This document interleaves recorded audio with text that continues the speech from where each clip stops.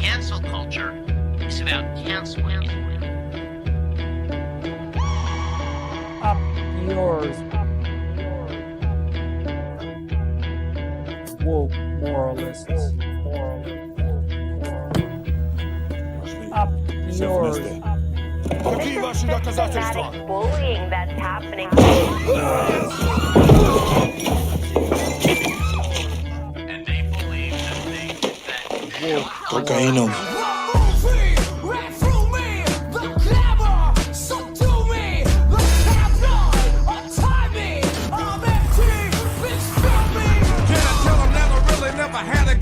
But it's the wax that the Terminator X spun. Now they got me in a cell cause my records they sell. Cause a brother like me said, well, born like this, it's born like this, immaculate conception. I transform like this, perform like this, which yells you a new weapon. I don't contemplate, I meditate, then off your head. This that puts against the bed. This that I got realness, I just push, cause it's in my DNA. I got millions, I got riches building in my DNA. I got dark, I got evil that rot inside my DNA. I got off, I got trouble, some heart inside my DNA. They seem animalistic is what I mean. No, they're worse than animals. The woke mob, they ruin everything. They stopped Ben Shapiro from going to events and speaking. They stopped Ann Coulter from doing it. I will never surrender even a single inch of ground to a pitchfork mob.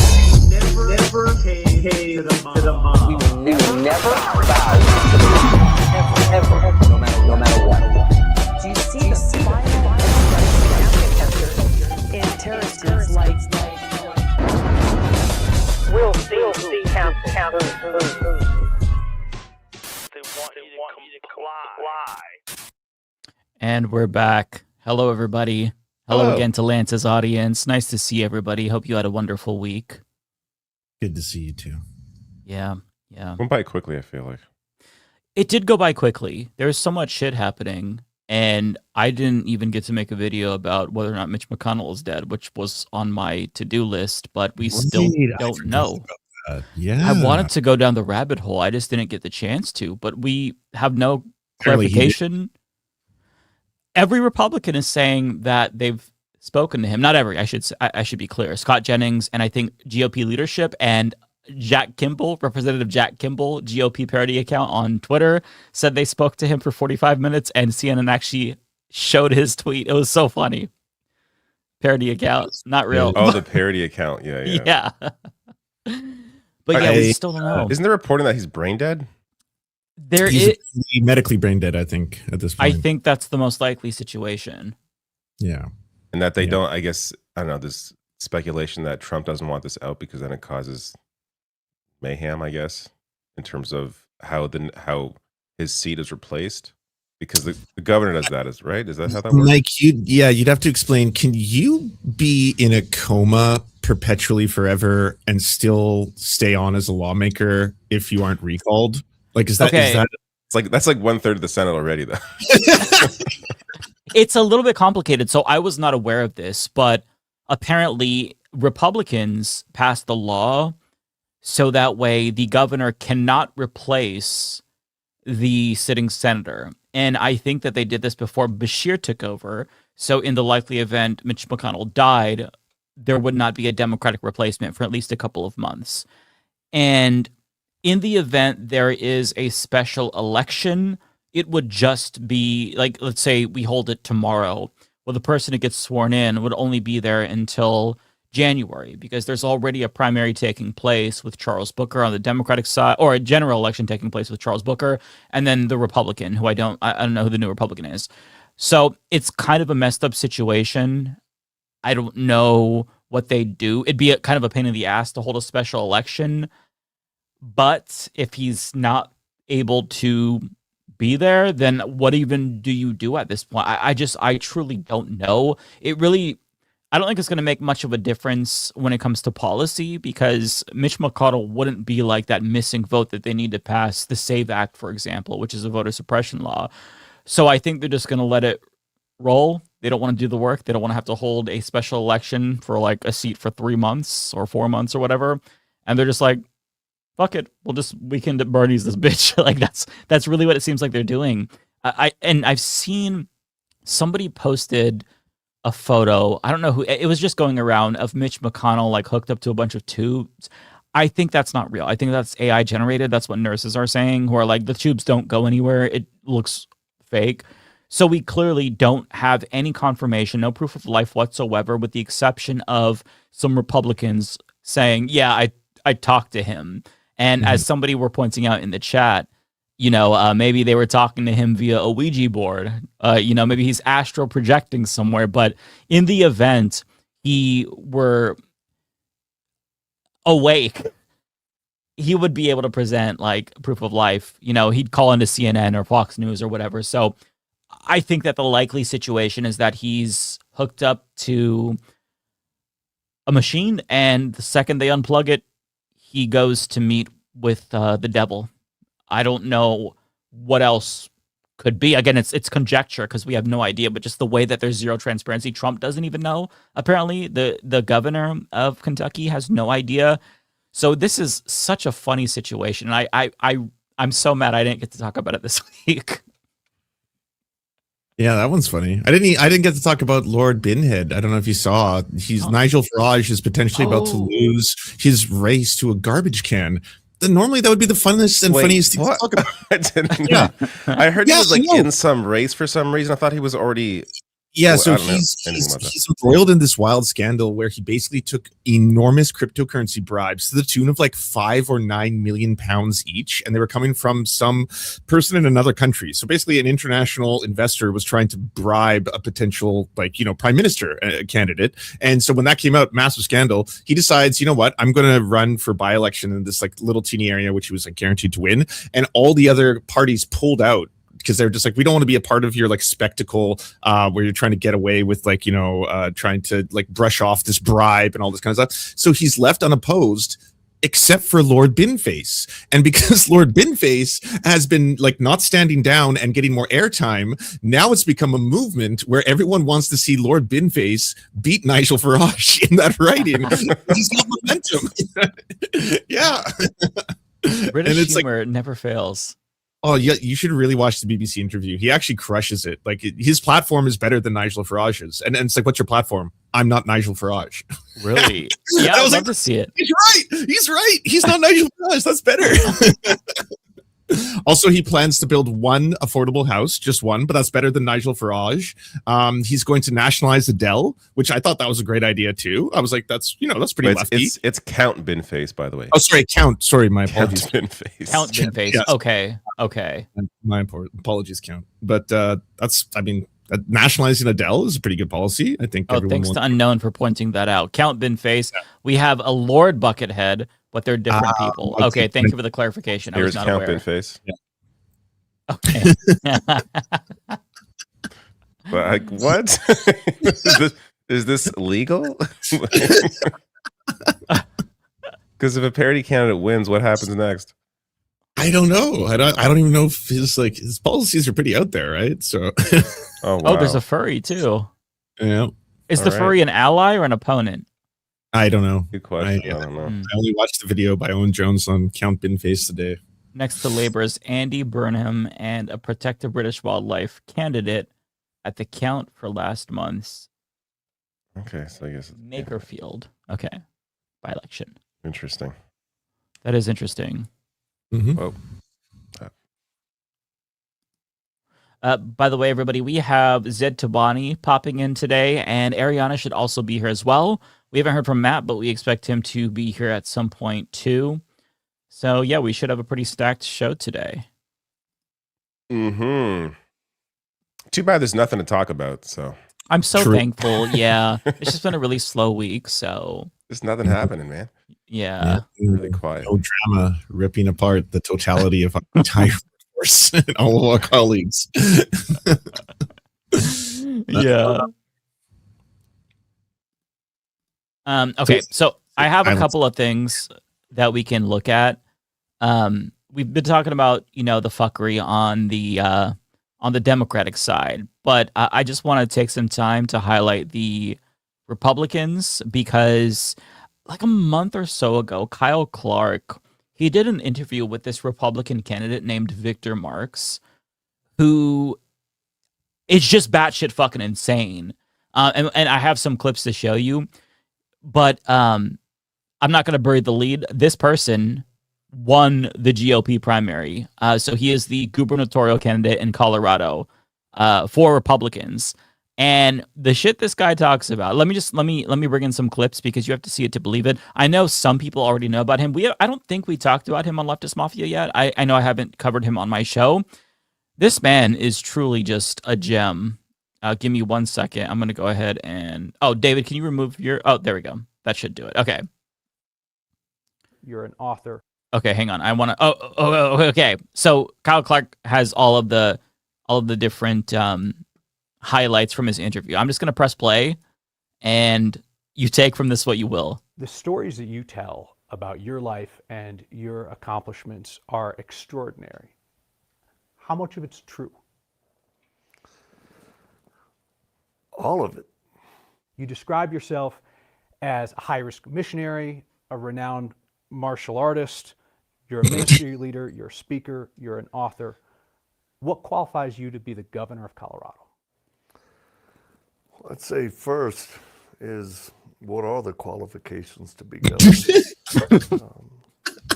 I've yet to look it up. The main one for me, you first got to care for people. You got to truly care for Coloradans. And then it's a CEO position.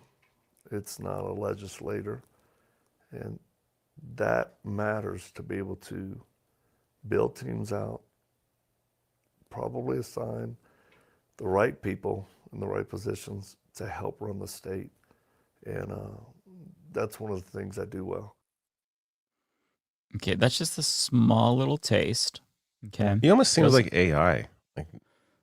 Part of it is because of his mustache. If you look at how overgroomed his mustache is, it looks fake, like it could be AI. Okay, so let's get into his life story. He claims he saved 45,000 women and children. We'll just start there. I'm just going to go in chronological order. What? And by the way, I'm sorry, this is super soft. I can't make it any louder in StreamYard, so just... yeah, I was going to see. Oh, no, we can't. Maybe you can boost it, but... Your campaign website falsely claimed that you had rescued more than 45,000 women and children, and that claim has since been taken down. How many women and children have you rescued from captivity and abuse? We've never publicly given the number out for security reasons, and we don't have a need to. I would say it's more than one and less than a bunch. Giving a number would put people in danger.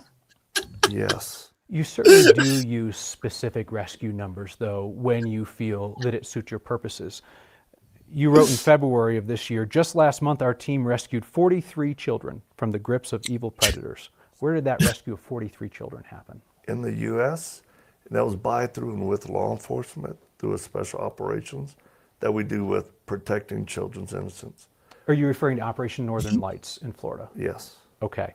So the U.S. Marshals named 25 partner agencies, including 2 rescue ministries that were involved in that operation. They said nothing about you and your ministry. But you're claiming credit for those 43 rescues? They didn't even mention you. Does that mean we didn't help them? No, I'm just curious why you think that is. He's great, isn't he? We don't require that we be listed or named in any operations. What is the proof that you have rescued? Kind of by definition, actually. Well, I just walked you through our training center. You show me your own photographs. Yeah. Which are not proof of anything other than the fact that you took a photo with someone. People believing it or not, it has no bearing on our work. Let me throw out another theory and you can tell me what you think about it. Okay. What if the reason that you won't say how many women and children that you've rescued is because that number is actually quite small? But admitting that would hurt your fundraising. And now it would hurt your political campaign. So you cite individual stories of rescues, this one story in depth, this one story in depth, and then you tie those individual anecdotes together with big numbers, like we've helped 45,000 women and children. And if people think that your operation is bigger and more impactful than it is, it helps you financially, and it now helps you politically. I don't think that's true.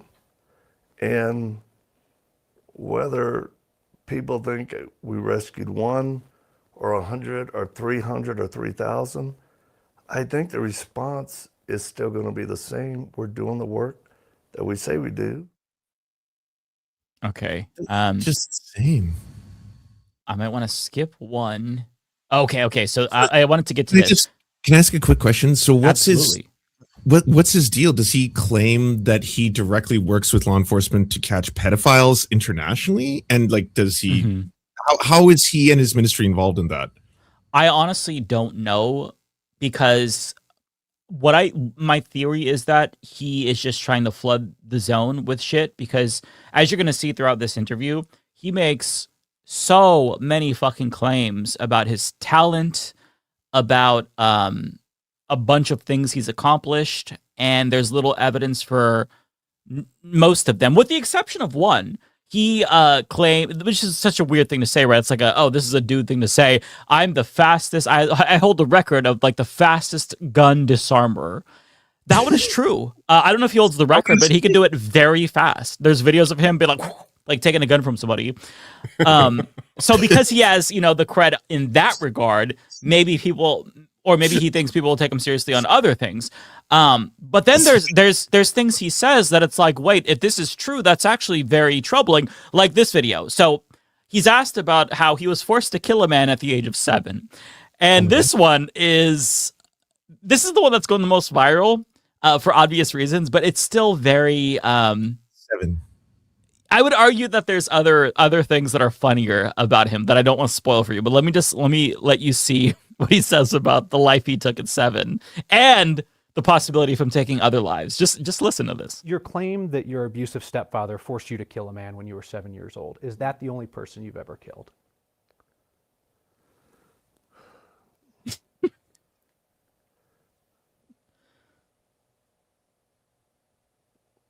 Well, I would say as a child, yes. It's like he's like parodying the candidate. Okay, you like what the fuck? Well, how do you answer the question like that? As a result of me defending myself in other countries. Do you think that you've killed people as an adult? Does it matter? Yeah, does it matter? Why? Killing somebody is a pretty weighty thing. If someone's trying to kill you or you're in combat, it's still a weighty thing to somebody else's life. I mean, it could be self-defense, it could be justified, but it's still a weighty thing. So I'm just asking you, how many people have you killed? Well, if I did, I wouldn't be telling a reporter. Of course, naturally. My training center. How about voters? Would you tell voters? It's beautiful. There's no need. I don't think that's important. It's actually it's an odd question to me. Because you actually talk about the idea of killing people with some frequency, and why it's a necessary thing to do, killing people. You said on NRA TV in 2017, now a lot of them just got to be killed. I've had them shoot at me and I had to shoot back. There's a time and place to eliminate the enemy, and you have to. You said on Jeff Lerner's podcast in 2025, some people have to get killed. Some people have to die. But it's an odd question to ask you how many people you've killed. Yes. You claim that you once called in a U.S. military airstrike that killed 70 ISIS fighters. I didn't realize that civilians could facilitate military airstrikes. Could you walk me through how that worked? No. What? Yeah, that's just he just drops that in there. May I see it? He just walks in off the street. Strike right there. Boom. Yeah. Got them all. Like, what the hell? This is so good. Okay, we're getting to one of my favorite parts. This one is it's a minute. Okay. So this is a potential murder that he was referring to earlier. When you say the words "we caught them," do you mean your team caught them or you watched the Border Patrol catch them? We identified them. We were by ourselves, and then we brought in Border Patrol. And then you said, quote, "we made them pay a price." What was the price that you made them pay? Consequences through the Border Patrol. Last night when you told the same story at your town hall, you said, "we caught guys bringing kids in. They got their feelings hurt." You use that phrase, hurting people's feelings, frequently for acts of violence, right? Beating somebody up, shooting somebody, killing somebody. Did any of those things happen to those smugglers that you caught when you said they got their feelings hurt? I believe when I use the term feelings hurt, that could literally mean hurting someone's emotional feelings and sometimes other things. But we were not involved in any acts of violence against those traffickers. Okay.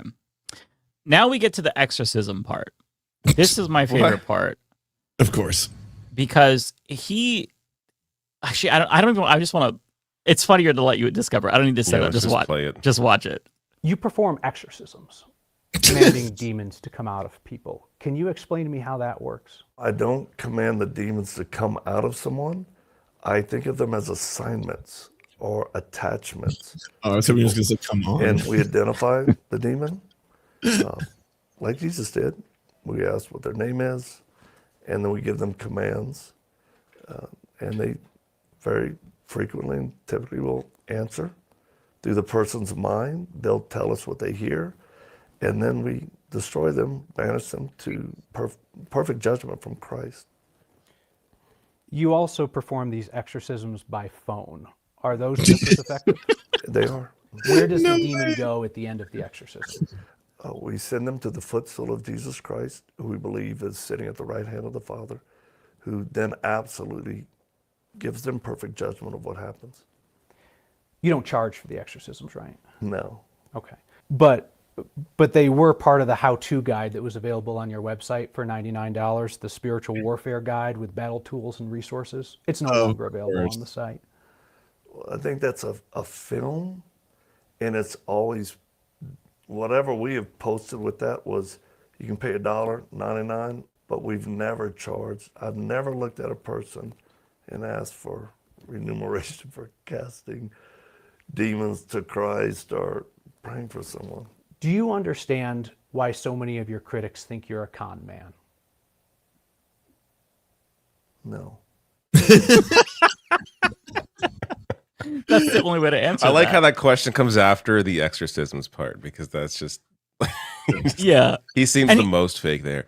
And he thought about it. No, it doesn't make me a con man. I don't see why they think so. By the way, we have our special guest today. It is Zed Tabani. Zed, welcome back. Hello. What's up? What's up? I'm still fucking guffawing at that last clip right now. Oh my god, that guy. I don't know. They hate. They hate me because they ain't me. What a fucking clown that guy is. Oh my god. Yeah. His face also looks like just perfectly like rectangular, like it was made in one of those fucking square Jesus, man. Brave little toaster ass head. Yeah. Yeah. Yeah, he's the GOP nominee for Colorado governor. Oh, that's right. Wait, no, he's the won. nominee? I thought he was just a weird, oh, no fucking way. Yeah, so it's honestly, if the Wait, Democrats... is that the guy who was like, yeah, I killed he killed people? Yes. He was like, that guy's fucking insane. What the fuck? Yeah, he won that primary. Like, is it a crime if the crimes are made up? Like, if it's just in his head, is it still like? Can you just walk around being like, "I murdered 1,000 people"? But personally, I draw the line at Blackwater mercenary who was a guard at Abu. Hey, not everyone's here yet. That's me personally. You can't say that yet. You have to wait till everybody's here. I'm sorry. I don't know who we're talking about. I'm talking about a fictional candidate that doesn't exist. Right. I don't know what you're thinking of, But no, that's crazy. That guy's fucking insane. Yeah. So who's he going up against? So he won. He won against he was he endorsed? No, Trump endorsed the other guy, didn't he? I don't remember who Trump endorsed. I know his Democratic opponent is actually really progressive and good. Bill Weiser? Yeah, Is that who it is? Yeah, is that his name? Phil Weiser? Yeah, I couldn't remember his name, but he was Phil endorsed Weiser, by David Sirota. Dude, there's a lot of it's kind of interesting because I've been looking at like polling and everything like that over the last year, especially with like how the generic ballot is versus like where, because I'm still on that kick of like we're repeating 2005, so I'm looking at like generic ballot versus like actual results. Democrats are running like on average like a plus. Well, specifically, progressive candidates are running a plus 14 to plus 20 like difference between what the polls are saying, and the generic ballot for Democrats is down, which kind of is lower than it has been in other like wave years, which kind of shows people are fucking mad at this party, but don't which is kind of like so many people are like, well, I don't know if they're going to take. I'm pretty sure the Democrats will take the Senate and the House, but I don't think that party leadership. I think the writing is so on the wall for everybody who is at all like involved in and around party leadership with this shit. And then especially with like because Malat Kiros is from was that in Colorado as well? Yeah. Or, yeah. Like that's a huge like fucking. So I don't. You guys have probably already talked about it, but that was like that was the big. I was like, whoa, okay, like writing is very much so on the wall. And then also a lot of Trump's candidates are losing. Like he hasn't had a perfect track record this year with some of his endorsements.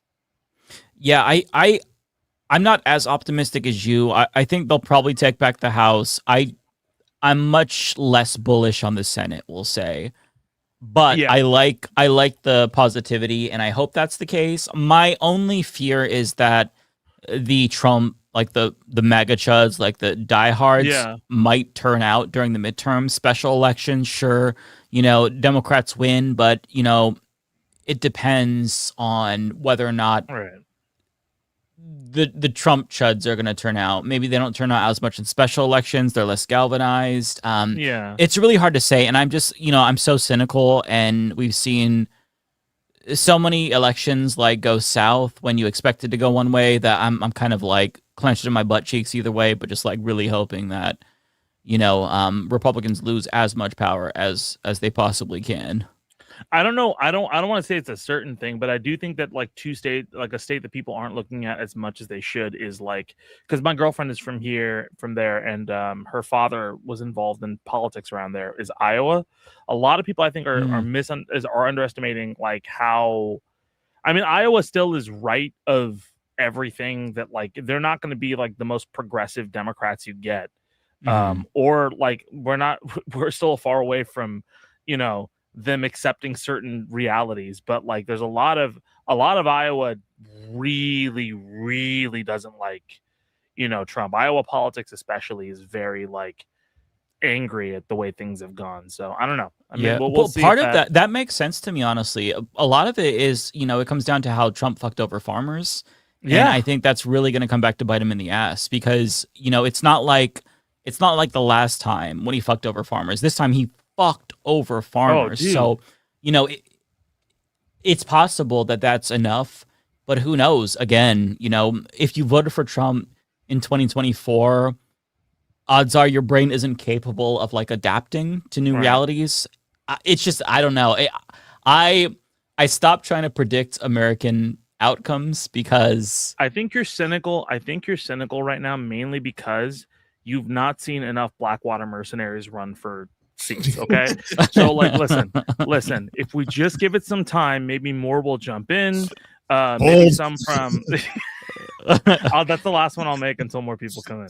So on that note, Kowalski says that Iowa and Nebraska are the two states suffering the most from the agricultural shit Trump is doing. Trump has done. Low turnout from farmers and ranchers is almost certain. Yeah. So I mean, that's another thing to keep in mind. That's a really great point because, I mean, it was the farmers who were speaking out the most, especially when the tariffs hit and China stopped buying soybeans. You saw these Republican-ass farmers on Fox News, CNN, every single network they could get on saying, this is terrible. We're losing our biggest customer, which is China. So we'll see if that actually has any sticking power.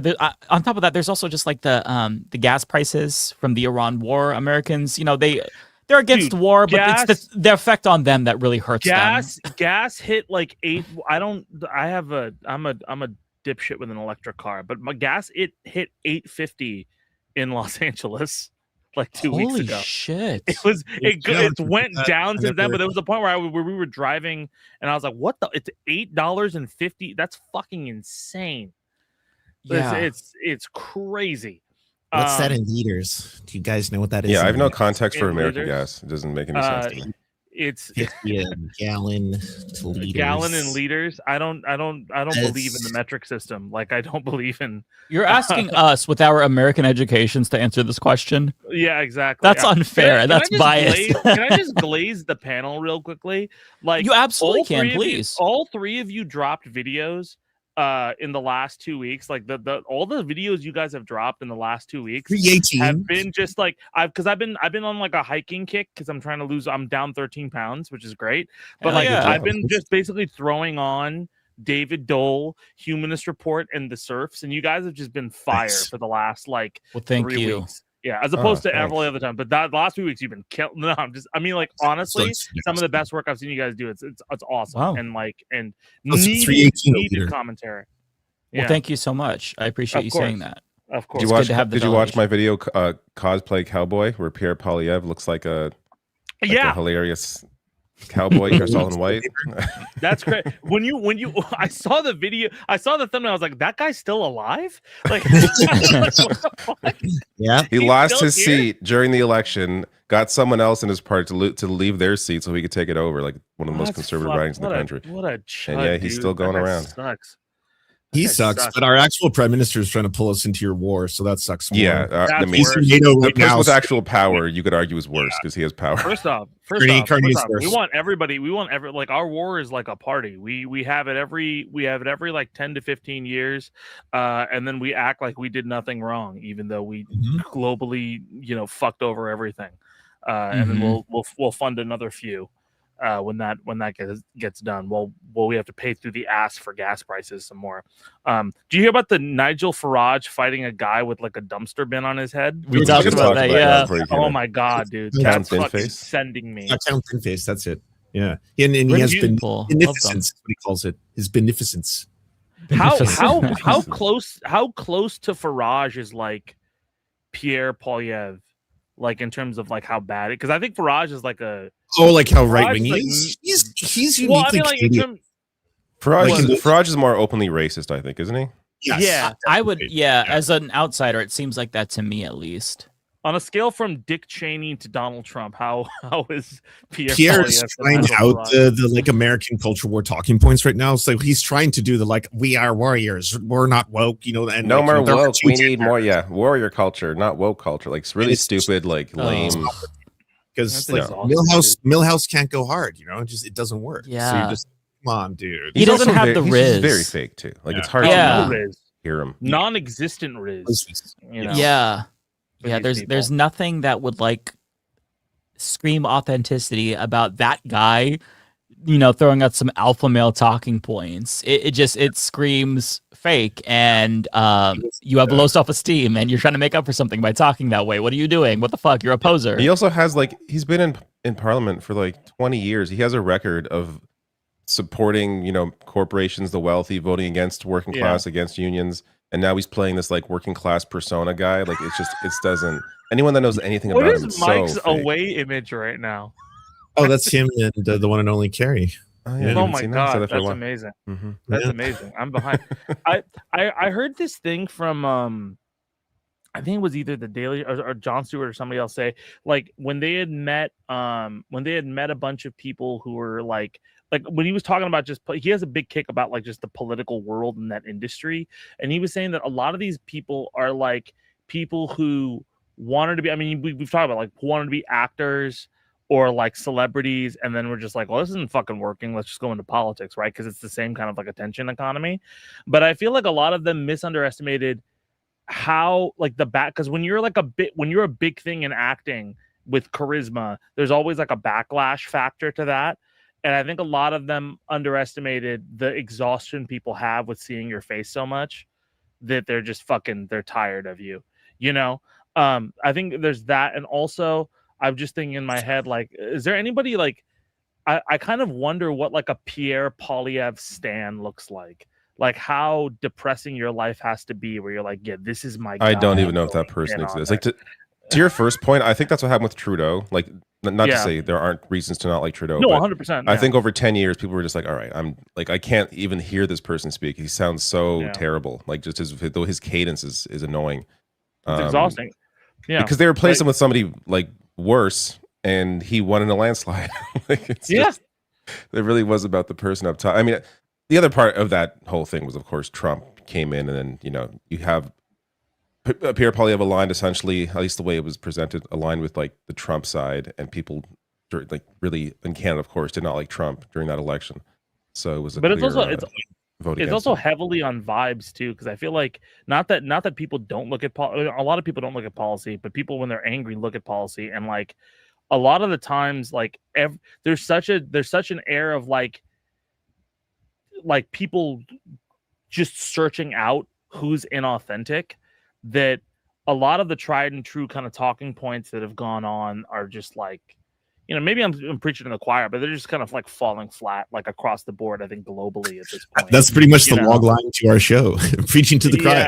Leftist Mafia. Preaching to the choir. Welcome to the Leftist Mafia. Hey, what do you guys think of leftism? It's great. All right. I support leftism personally. There may be some disagreement in the chat. Chat's not for socialism. Some moles. The chat is all ardent capitalists who are like, you know what? Hey. 2028. Hi. Hey, Ariana. Hello. So you're here. We don't know where Matt is. Matt is where's Matt? later than usual, and we haven't heard from him. Was he on Majority Report today? I have no idea, but I have some things to say to the chat. Okay. Now that I'm here. Oh, before you say that, your microphone is the wrong one. It's showing me it's the right one. Is it? Yeah. Maybe it's my internet that's making it sound muffled. My apologies then. No, it you're did, fine. it did sound like it was a little bit. It did? Okay. Tinky or something. Or Is it better now? Yeah. I'm just letting people know that I'm eating homemade biryani while That looks amazing. I was going to ask you what that was. It's homemade biryani for me to lose weight with, so it's good. Hell yeah. Yeah, I'll give you Sounds guys the amazing. recipe. Yes, Nice. please do. I have a good Indian place near me. That's delicious. awesome. You should also know that most Indian moms and aunts will tell you that it's a special recipe, but it's just shan masala they get from the store. I know it. Oh, really? It's all awesome. I'm glad to hear that's the same thing in all cultures. Yeah. This is my homemade recipe. It's from the back of a box. I'm like, oh, okay. Thanks. My mom, That's nice. I asked my mom to come up one time and make us biryani. And I was like, I'd gotten like all the onions and everything like that. It's like, we can't use this. And we went and we got store-bought like fried onions to put in it. And I was like, and all these like store-bought like pre-made things. And I was like, this tastes like so much better than all this fresh shit that I got. What am I doing? All right, Ariana, take it away. Ariana, you spit. Go ahead. Hello. So I just want to say that 2 months ago, the chat really roasted the fuck out of me because I said that I don't like Graham Plattner, I don't trust him, and I will not endorse him or support him. You guys fucking dragged my balls through shard glass for it. So I would just like to say that I would accept apologies in $5 and plus super chats. Thank you very much. Thank you very much. I have been waiting to come on here and say that. First off, Ariana, I take offense to that. First, are you telling me that like do you doubt the veracity of a Blackwater mercenary? They seem so trustworthy all the time. I'm just saying, like, it shouldn't have taken him being a rape. First of all, like, y'all really thought Blackwater mercenary was just gonna stop at killing. Okay. But it really shouldn't have been rape that, it should have been many of other things. But It should have been I accept. Blackwater mercenary like fucking 10 months ago. But So I accept apologies and super chats. Thank you very much, because y'all had a lot to say. You guys had a lot to say on my name. You guys were dragging me, and I'm waiting for the super chats to come in because it was abuse. It was verbal abuse, and I feel like I deserve emotional compensation. Thank you very much. That's it. I think That's you should all be my like, you should do like, there was a point where like right after the Drake beef, I was on a podcast and FD Signifier was just wearing sunglasses. Like, I fucking told you he's going to lose. I fucking told you this guy was fake. I feel you should just be on here just wearing sunglasses, just being like, all like, yeah, what do you have to say now? What do you have to fucking say now after this shit?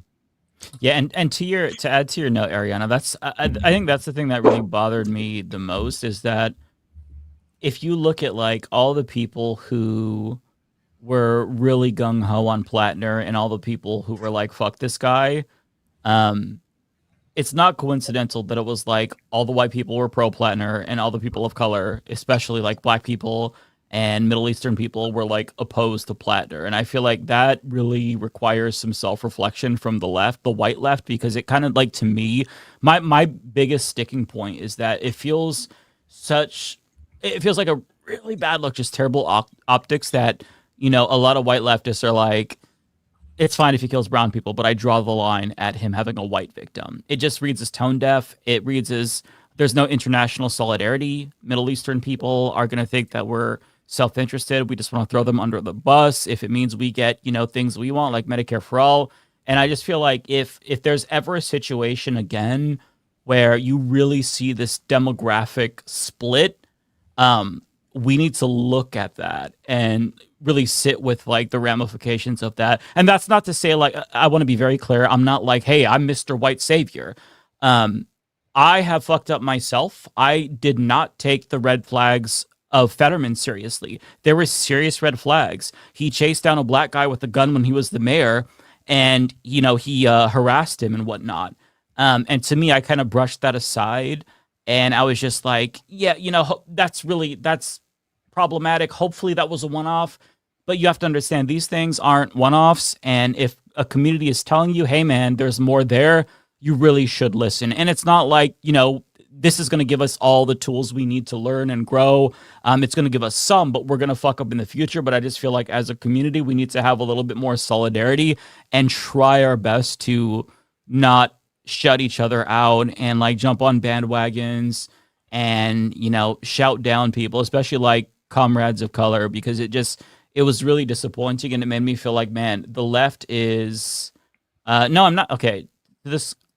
So for this comment here, I do want to address this.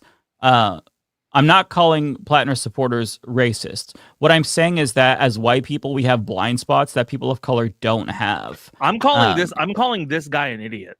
That's what I'm. Yeah, I feel like it's pretty clear. Fucking thing you went to. What is your hearing? Please learn media. Like after all the fucking thing after everything he just said, after all the news, you're like calling Plattner supporters racist. Please leave. Find another hobby. The fuck? I'm sorry, I don't want to fucking push people away from your stream, but like, what the fuck? You gave a very coherent answer to what was going on, and that's the first fucking thing that came up. Here's the thing. Unlike Ariana, because I was worried, there are certain people who are brown who are worried because of these kind of responses, who talk about things, who are like, I feel wary about this guy. I don't feel like I trust him, but I don't trust any politician, right? Yeah. But like, that's because a lot of brown people are afraid sometimes we operate off of survival because of how shitty this stuff is. I grew up post 9/11. My life is like, I don't want people to know that I'm Muslim, and if they do, I'm in danger. That has been my life until only like a lot of the last 10 years where I figured shit out. So it's fucking, hi Matt, how are you? But it's fucking crazy to me that literally, like, the white guy who looks like the most that he could be a fitness influencer on this podcast is literally telling you, hey, we can do better. And the first thing is like calling all Plattner supporters racist. Fuck you. Like, fuck you with the freest of fuck yous I can give you. I'm not trying to diss all the chat, but that is not what he is saying. He is saying that everybody is susceptible to propaganda, which is just fucking true. Even me and Ariana is susceptible. You think that Indian people don't see cologne and contemplate it every 5.5 minutes? Like, everybody is susceptible to some form of propaganda that they're like, I saw this TikTok today and it was some guy, a little bit tone deaf, but he was saying like how specific demographics of people respond to selling. And one of the things he was saying, like, a lot of times when you're selling to white people, if you just try to relate with them and like validate them and you're like the same as them, then they're like, oh, that's great, right? They want everybody to be the same as them, right? And that just seems like true. Plattner is the same, and so you have to feel the same about him, where you're like an enemy or you're in danger. That doesn't mean you're a bad person. It just means it's a thing that fucking happens when improper candidates are brought forth. If there's a brown person that comes in front of me and other brown people who looks like us, we're gonna relate to them, and it's on us to be careful about it. I like Zoran Mamdani a lot, but I can't not criticize him for certain things when he does things wrong, because that's just me playing into my bias. So similarly, if Plattner is a fucking Blackwater mercenary, it has so many problems, even outside of like what you think of his policies. As a candidate, he's dog shit. Like in the terms of like balls and strikes for candidacy, he's dog shit. So I'm sorry, I'm going off on this, but that's fucking crazy. Somebody would take your words out of context like that, Mike. Yeah, and you could be able to understand that, like, and look in on yourself for that shit. I'm saying this about myself too, to be clear. Like, I am a white dude who has a very white experience, and for example, like my experience is going to be colored by my own lived experience. One example that took me to really realize how bad cops were was that, like, there was a particular area that I would drive through, and I'd never, ever seen a cop there. And it wasn't until a family member who was not a white person drove through that same area and said, I get pulled over there every single time. And to me, that's where, you know, one of the first few times it's like, oh, this is what happens. Like, this is the difference between my interactions with police and people who are not white and their interactions with police. It takes like learning from different people who have different experiences. And that's all I'm saying. I'm not saying that like every white person is evil automatically, although some, so I think that individuals like that person is kind of echoing what Ryan Grimm said, that like, hey, this is, the left having to confront their anti-white bigotry or whatever. Like, that is stupidity that needs to be addressed, and we shouldn't be talking about like anti-white racism on the left. Just like, if you do that, you're stupid. To be completely clear, he also compared coming out of the closet as like, a homosexual to coming out as a white person in progressive spaces. And I was like, who are we talking about? Ryan Grimm. Yeah. I should just play the clip because we But even that, like, I want to finish this point though. Hold on, it's like people can get killed for that shit. It's so wild that he had that take, and then he tried to get ahead of it, and then he tried to do this entire thing where it's like these are comparable situations, and I was like, no one in the history of organizing has been like, I'm white, and then someone be like, oh shit, are you serious? Changes everything. I'm completely about lost. I have no idea what's going on right now. I've never heard this Ryan Grimm quote. Yeah, and to be very clear, just to preface this, I love Ryan Grimm. Everybody go subscribe to Drop Site News. Amazing journalism there. On domestic issues, I think sometimes his commentary is there was that one clip of Emma too that started going around too, and like, mind you, I love Emma, but what she said was a bit diabolical. I was like, oh. But no, I will defend Emma on that point, because she was making a larger point that she doesn't care what you believe in your personal life. It matters how you vote as a politician. When you're a politician, she views politicians, and I view this the same way, as a tool. As long as you're a reliable tool for the correct positions, then it doesn't matter what you believe in your heart, because we can never really know that anyways. That's the point she was trying to make. Obviously, maybe it came off a little weird using the Nazi example. I'm not sure which one we're referring to. She basically said that she doesn't care if a politician is a Nazi as long as they, I'm paraphrasing, as long as they go into like their job and they vote properly. On like she was saying, I don't care if Bernie or AOC are secret Nazis as long as they vote the right way.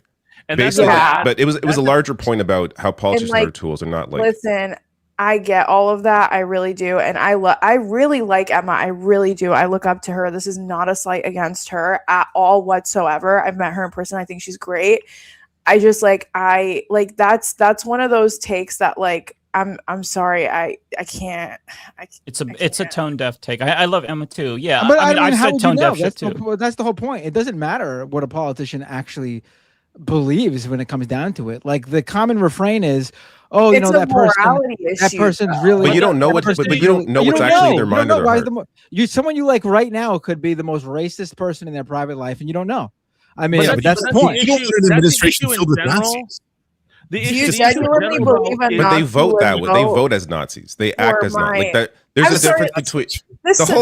You're missing the whole point. The whole point is politicians are tools for the vote. It's not that it's a realistic scenario. The point is that it doesn't matter how someone feels in their heart if they're a politician. What matters is what they actually do with their role as a politician to help people. I think the context is understood. I think the context of the thing is understood, but the way it was expressed, but the way it was expressed was tone deaf. And I think I think that's the kind of point. Like, I'm not stupid. I understand what she's trying to say. Yeah. Like, I understand. It's just like also a bit of an insane thing to say when a lot of your viewers are people of color and marginalized people. Also, but right, it wasn't the best example, but the point remains, I think. The point remains, but the general trap, I think, especially in this era of politics, is we're in a point where we're just in the audacity economy, right? Where we have to say crazy things to get attention. And even if it's a salient point, the way she was making it, that's specifically structured because she's like, okay, this is something extreme that will catch people's attention, but if they look into it, they'll understand what the context is. We're not in an environment right now where it's easy to discern context with this much noise going on. So I can completely understand what her intention was and what her point is, but making that statement was a little tone deaf, and I think that she would understand that, hopefully, right? But at the same time, I just think it could have been phrased don't you think it could have been phrased a little bit better, Matt? I feel like yeah, sure, I guess, but I guess the whole point. But I guess the whole point was people going on about Plattner's tattoo. So I guess that was the example she went with. Of course, not the best one, but I think the point remains. And also, I think it is what it is. We know what we know about the guy now. We didn't know this before, and I think people have changed their mind on him right away. But this is one thing that I have to ask because it's really bothering me. Do you not think that there's a problem, at least optically, at the bare minimum, that leftists were like, yeah, Plattner's awesome, fuck yeah, knowing that he had killed brown people, but they're only drawing the line now that he has a white victim? I don't know if people were thinking he was awesome. I mean, I never really, for me personally, I didn't really I defended the idea of someone having that tattoo because I know people, not in my real life, but from doing work on covering white supremacy and white supremacists and neo-Nazi groups. I know that there are people who got that that's a common tattoo among especially military people who might not know what it is when they got it. So on that specific putting point, aside the tattoo, Mike is talking about killing people, though. He's talking about the tattoo. I think that was the main legitimate issue to have with him. Everyone was continuing on about the tattoo or about the previous allegations from that Republican apparatchik lady, and those to me didn't rise to the level of obviously not good, but didn't rise to the level of this is someone that couldn't have changed over the years or whatever. I will mention but for me, the Blackwater stuff was always a legitimate criticism. Absolutely. Yeah. But I think also we have an environment where we don't recognize moral inconsistency. So when somebody is morally inconsistent, and the thing was, Plattner had so many moral inconsistencies, right? And so when one arose, people felt they either have to go all in that that's excusable, or all in that it needs to be well, the thing right? is he wasn't pretending he wasn't those things. His whole thing was that he was that person and now he's reformed. That was the thing. It wasn't as if he was trying to hide that he wasn't. He was always a combat veteran. I don't know. Actually, I want to ask, by the way, as well. I'm just curious. Are combat veterans off limits now for running? Because this is a new thing for me. That's not what anyone's saying here. I don't understand. If you're jumping to an extreme example, when this guy's in the opposite direction, he's like a person who bragged about doing horrifying things to people in illegal. All combat veterans do horrible things. They may not talk about it. Here's the fundamental issue. Okay. Not only did he go to the Middle East and gloat about doing horrendous war crimes in both Afghanistan and Iraq, but he came back and then he joined Blackwater. Mm-hmm. That's the biggest red flag, because even if you want to say, oh yeah, he's reformed, I've met veterans who have been in combat, who have killed people, who have come back and they do intense rallying and standing up against everything that's happening right now in DC. I've met multitudes of veterans who have seen the light. Graham Plattner is not one of those people because he would have never even touched the idea of joining or being involved with Blackwater and being a Blackwater mercenary. So at the end of the day, I'm just going to say this. I think we have lived through war on terror propaganda from the Pentagon for decades. I think that Middle Eastern life is literally worthless to the average American. And I think a lot of Americans do have implicit bias where it's like, yeah, I'll excuse the fact that he bragged about murdering brown people within the context of an occupation. And I'll excuse that he even joined Blackwater after because I like what he's saying. And I also want to make another point that I think is incredibly important within this context. There are a lot of people that will co-opt the pro-Palestine movement in order to wash their own sins. Kind of think of it as like the person that's a real piece of shit. Then out of nowhere, they're like, God, Jesus is my savior. I go to Christ every Sunday, whatever, right? It's almost the same thing. There are so 100%. Many people, a lot of people who tend to be, it's not just white people, right? It's a lot of people who are very rarely it'll be a Middle Eastern person, but most of the time, it's a non-Middle Eastern person, and they will co-opt the pro-Palestine movement. They will co-opt that movement for their own personal gain. And Graham Plattner was one of those people. And here's the thing, like Anna Kasparian went on stream on TYT, and she was like, well, if I got raped, I wouldn't let the guy sleep at my house after. Right? That's another example. Has been out of her mind for the last fucking years. No, I understand. I understand. There's no room for anyone. There's no room for defending. I think everyone could agree that there's no room for anyone defending him on these latest allegations. No, not at all. There's no room for anyone defending ever. Period. But here's the thing: like, yes, Anna does a lot of pro-Palestine advocacy for sure, and I'm not saying she's faking it because I do know that she has family ties in Palestine, and like her grandparents were born there. But at the same time, just because she says free Palestine on Piers Morgan does not mean that she is fundamentally a good person with good morals, because we all know that's not true. So it's just like, I just think a lot, I think I come out of this with two things. Number one, I think that a lot of more institutions need to hire and put more voices of color, more specifically Middle Eastern voices, because I feel like there's a huge gap in Middle Eastern voices when it comes to political commentary. And I think any Middle Eastern person could have told you exactly what I told you about Graham Plattner. I stood by 10 toes down because I knew he was a piece of shit. But also at the same time, I think it's another thing that we have to look at too is in Maine is above 90% white population. Mm-hmm. Maine is a very white state. And to be honest with you, if Maine was a more diverse area, I don't think Graham Plattner would have grown as many legs, if I'm going to be completely honest with you. No, of course not. No, yeah.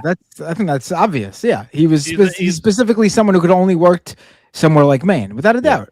Yeah, so I just feel like we have a lot of I think Americans as a whole have just been so conditioned to the desensitization of Blackwater and American imperialism within the Middle East and these murders and stuff like that, because we've literally been conditioned to that. A lot of us who are leftist and believe in really great morals kind of flopped on Graham Plattner, you know? I guess. But I'll be real. It was a huge moral failure. I don't think on politics, but it should be also a lesson in general, because this isn't something that is just unique to the left.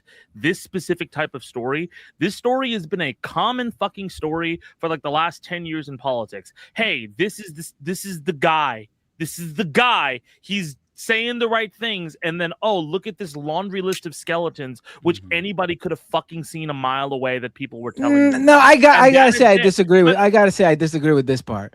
I mean, you don't think there hasn't been other candidates that have been held up as the standard and then pulled the fuck back? Like Anthony Weiner doesn't exist. Oh no. What I'm saying is I don't think there were any red flags in terms of what he ended up actually ended up coming out about him. I don't. For Plattner? I don't. I don't think. That was the 8th scandal in a row at that. But these are disconnected scandals. The idea that anyone though is saying I knew because of the tattoo. Well, I mean, most people who are rapists and sexually assault people don't have Nazi tattoos. Yeah, I mean, the idea that it's not. But why is that the line? Why is that the line, Matt? You're saying that's the line? Like it's not the tattoo. It's not the multitude of comments that he made on Reddit, which got people freaking out. It's not the allegations of misogyny that came out first. It's not right afterwards one of the people from those allegations coming out and saying that that's the line. It was 4. It took 4 different specific things that came out. I understand that we're saying like, oh, well, I understand how you can somehow make your way through that, but those are still red flags that people miss, and they have to come to grips with that and not act like they were nothing. Like they were. No, they weren't. It's not that. No, it's not that they. It's not that they were nothing. It was just that. What I'm saying is the idea that you could have seen exactly this coming. You could have, like, I think the idea that not supporting him because of the Blackwater stuff and that being your red flag for him is completely legitimate. That's an obvious thing that had me never supporting him publicly. I never came out and you can't find me having anything about me telling people to vote for Plattner or defending him or anything, because when I saw that shit, I was like, you know what? I'm staying the fuck out of this. And the only time I ever talk about Plattner has been on the show when he's come up in topics that we bring up on the show, because, we're having a conversation about it. But in my opinion, the people who are like, and it's not leftists doing this, the moderates and centrists who are like spiking the football saying, oh, all those red flags, should have told you this was coming or whatever. You could say those were red flags about other issues, but I don't think that the initial red flag of the Nazi tattoo that people bringing up, or honestly, even the Reddit comments, I don't think that brings you to, oh, he's going to come out and it's going to be a rape. Can I so why there's a disconnect that. No, well, here's what I want to ask. That's the campaign's line. That's when the volunteers dropped out. Like it's not on us. It's not my line. When a candidate just dropped out. Came out now. His volunteers ended the campaign. Let's put it this way. You have people like you have centrist and moderate Democrats. You have third way type people. You got Chuck Schumer and Christian Gillibrand and all these people. You got Andrew Cuomo's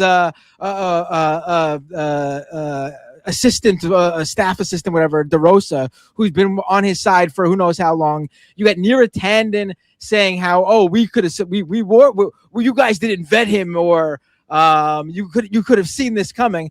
And I'm sorry, like the idea that this was in terms of us getting to this point, I don't think you could draw the direct line. You could have your reservations about specific things, sure, but it doesn't mean that that's where it was going to end up. And second of all, I think the idea that this is the line being drawn, that's not my line. In my opinion, these people who are coming out and saying these things, like the Chuck Schumers and your attendants and people like that, they supported Israel. They support Israel now. This is the line for so many leftists, though. Matt, this is the line for so many leftists specifically. They're abandoning him right now. This is the line. And the disconnect, the specific disconnect. Not any of this.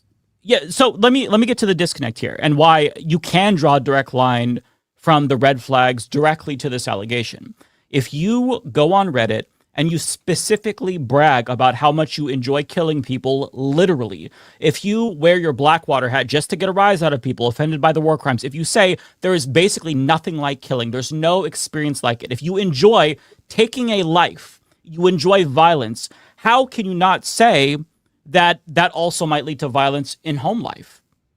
I mean, why are we whataboutisming this though? Like it's also not... why is that, like why are the Reddit comments excusable for Plattner, but from some similar like talking heads on podcasts, Daria Liza's comments are inexcusable. Oh, like, but that's not me. That's you're using a completely separate example. For you, but what I'm saying is that there are other. This has been a consistent narrative from multiple people. Like, hey, we do not trust this guy, right? Mm-hmm. And I understand, like, but I'm saying this is not a mea culpa moment where you understand. Like, listen, there are things that we should have understood and we should have looked out for when vetting candidates before we just constantly try to excuse things. Like the first drop of information should have been like, we need to look into this guy a little bit more and figure out if he's somebody we should be consistent with or if we need to make a change now. If the New York Times article dropped a couple months ago and people looked into it, and those allegations, which were reported to the New York Times, were accurately reported then, right? And all of a sudden, Plattner had to do a mea culpa there, and we would have had more time to vet a candidate, put him up, and replace Plattner than now. After all of this stuff has happened, after we're through a primary and all that kind of stuff, like this could have been solved months ago. And the one thing that I do want to say, I'm sorry, I'm like trying to hog the mic, but like this is an issue where I think like we constantly go about politics or this moral thing. Politics are transactional. We have morals, and we hope that people as well have morals, but politics are strictly transactional. People morally pushing this guy, right, is why he got so far as he did. We should have known that this is transactional. Okay, he's not a good representative. He gets to get the fuck out, right? And I'm not saying he got as far as he did because of Maine. Maine liked him. I think there was almost no impact at all from anybody online on what happened in Maine. I mean, the first time I talked about it like 10 months ago, he was already way in the lead in the primary race. Like, take accountability. To be honest with you, like I agree with you, David, but a lot of political commentators need to take more accountability for their blind spots. That's where I'm at. It requires a mea culpa specifically from the left. All of your arguments about the establishment and mainstream media I agree with you 100%. But specifically the issue with the leftists who promoted him, who are just saying, all right, I'm out. This is too far for me, is that they decided to just move past the Blackwater and the Reddit posts about killing, and now they're pretending like, oh my God, I could have never seen this coming. Well, you could have seen it coming if all of the things that people brought to you, if all the evidence about him being violent were actually taken seriously. But people poo-pooed that and shit on anybody who tried to bring that up. And that's the problem. And that's why we have to go back. We can't move on yet, because that needs to be addressed. It was a moral failure of the left to promote this guy. And I understand you can make this argument that, hey, man, there's nobody else. There's nobody else. It's, him or Janet Mills, him or Susan Collins. But what leftists did is they elevated this guy to the point where he was seen as the face of the fucking movement when there's so many other candidates that could have been promoted. I don't see that. I mean, the DSA didn't. The DSA didn't endorse him. Look at the videos on all of the leftist creators. How many videos did they do about Plattner versus Abdul El Sayed? Multiple YouTube videos Who are you even talking about? People interviewed him. There's a lot of leftists who did promote him, but I think it's a very specific brand of leftist who specifically made him the face of it. I don't think that's the universal face of the left was Graham Plattner. You have I don't know anyone. There was dick riding because we saw him as one of our own, right? He watched our podcast, so let's ride his cock. When it's like, no, you have to have objectivity because there's red flags that you're ignoring, and you're shitting on anybody who tries to call up these red flags, and that is so frustrating. And you have to reckon with that. You have to reckon with the fact that you got this wrong, and you need to understand why you got this wrong, and you need to grow from this. Otherwise, we're going to get rolled by some fucking Manchurian candidate who 10 years down the line is like, hey, man, I used to be in the IDF for an ICE agent, but now I support Medicare for all. Like, are we just going to let them into the movement? But I have a question. Do you think Graham Plattner's a right, like an actual, like politically right winger? Like, do you think he's an actual 100%? I don't care. I don't know. It doesn't matter. But that's the point about. If people got rolled, that means that he's actually not who he says he is. I think he's a left winger who committed sexual assault. Yeah. Agree. Okay, but the fear with Graham Plattner specifically. David. No, the fear with let me respond to that. No, real quick. but the fear with point Graham is, Plattner specifically is that if he is willing to kill people and he has such a lack of moral character, such a lack of judgment that he enjoys killing, then how would that translate to his time as a lawmaker? Well, he might vote for wars. He might vote to fuck people over, strip them of their healthcare. If you have no moral qualms about killing people and you love it, then how could you not be a fucked up person when you legislate? Like, there were red flags, little crumbs that he left for us in his platform that shows he didn't change. No more pointless wars. That reads as Tulsi Gabbard's no more regime change wars. He wants to address the recruitment crisis in the military. But I thought you said that you had PTSD and you hated it. Why would you want more people to join when you said it was a bad experience? The shipbuilding issue. You want to build up our capacity to do terrorism abroad. There's so many little crumbs. There were so many like hints and clues he was giving people, but they didn't want to see it because they were riding his dick so hard that any criticism was just Zionist deep state criticism. Any leftist was a wrecker. And that's the thing that frustrates me because there was no room for a nuanced conversation. It was just fuck you. What all the black people on the left are saying, hey man, don't take this guy at his word. And they're like, I'm just gonna plug my ears. Like FD Signifier put out a fucking video saying, saying, I'm leaving the white left because of Graham Plattner, and nobody cared. Nobody was like, hey, man, maybe we should address this. It's a serious concern. People were just like, bye. Like, what the fuck? Well, that needs to be addressed. I thought we had a really good conversation last time we talked about it on this show, where we did. I think we did. But like more broadly speaking, the left collectively, also, the left this creator FD space. signifier video you're bringing up. No, I don't mean any disrespect, but I don't fucking know about that. I'm not a YouTube leftist. I don't sit around on YouTube seeing what what the YouTubers have to say. I'm not. I think there's I barely watch political stuff. But there's also Shonda Black. I don't even know who that is. There's Ariana right here.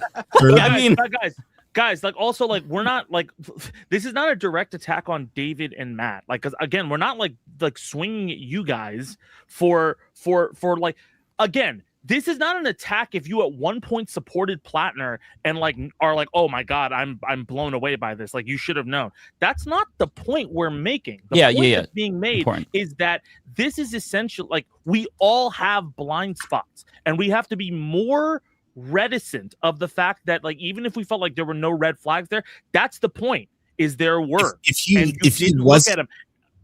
If he wasn't a plant, he's serving the same purpose as one, because he got everyone in a position, especially on the left, who would have been united against things like imperialism or Zionism, to suddenly start fighting each other and moralizing and talking down and condescending towards, again, people of color who were some of the first like content creators who were trying to be like, by the way, this guy's fucked. Why would you support him? And then a lot of people along that road, like, when it comes to the right, they learn and adapt so fucking quick. Look what happened after January 6th. That's a coup. They're supposed to be in jail, all that kind of stuff. But it's like diversity of tactics. Like, now all of a sudden they're being pardoned. They're getting rewards. Like, they are learning from what they're doing to try new shit, to do fascism. We have to do the same. Like, if a person like Graham Plattner comes along and he's not a wrecker and he's not a CIA plant, but he serves the same purpose, a lot of people who want to break up the left or organizing or anyone trying to like achieve anything can look towards this as a lesson now and be like, look how easy that was. All you needed was the soldier boy. And everyone's like, "Oh, he's my boy. I want that." I think that is some like I think it's an easy like kind of thing, like people can make a big deal. Like, you'll get Neera Tanden to say some shit and everything like that. But a lot of the people who are using that, like, they're not gonna. Honestly, there's too many examples of progressive politics working in the recent memory that I don't think Graham Plattner sinks progressive politics to such a level where we're like, oh, but I think it is an internal thing where we have to understand in terms of candidate electability and because that's the big thing everybody attacks for the left. It's like candidate electability, like who's an electable candidate with these kind of positions. I think I don't think he sunk us. I don't think he destroyed the left. I think it's healthy. I think it's healthy we're having this discussion. Yeah, I agree. They don't have this on the right. There is no you committed sexual assault, then you become the president. Make him the president. I also want to echo what Zed said, that it's not like specifically Matt and David. Like, I'm not trying to take all my anger on you, both in particular. I'm just saying that, like, in general, the left, like, the thing that really bothers me is the lengths that some leftists went through to promote this guy to the detriment of the movement collectively. They beclowned themselves to promote this guy. I don't think there's any detriment. But there is though, because now how can anybody trust American leftists, white leftists? There's this division. How can you trust anybody? How can you trust anybody? Look what Fetterman did. How do you trust anybody? But no. I mean, like, I don't think that. Why are you all taking this so personally? Okay. This guy presented himself as something. No. I mean, like, black leftists versus white leftists. They can't trust us.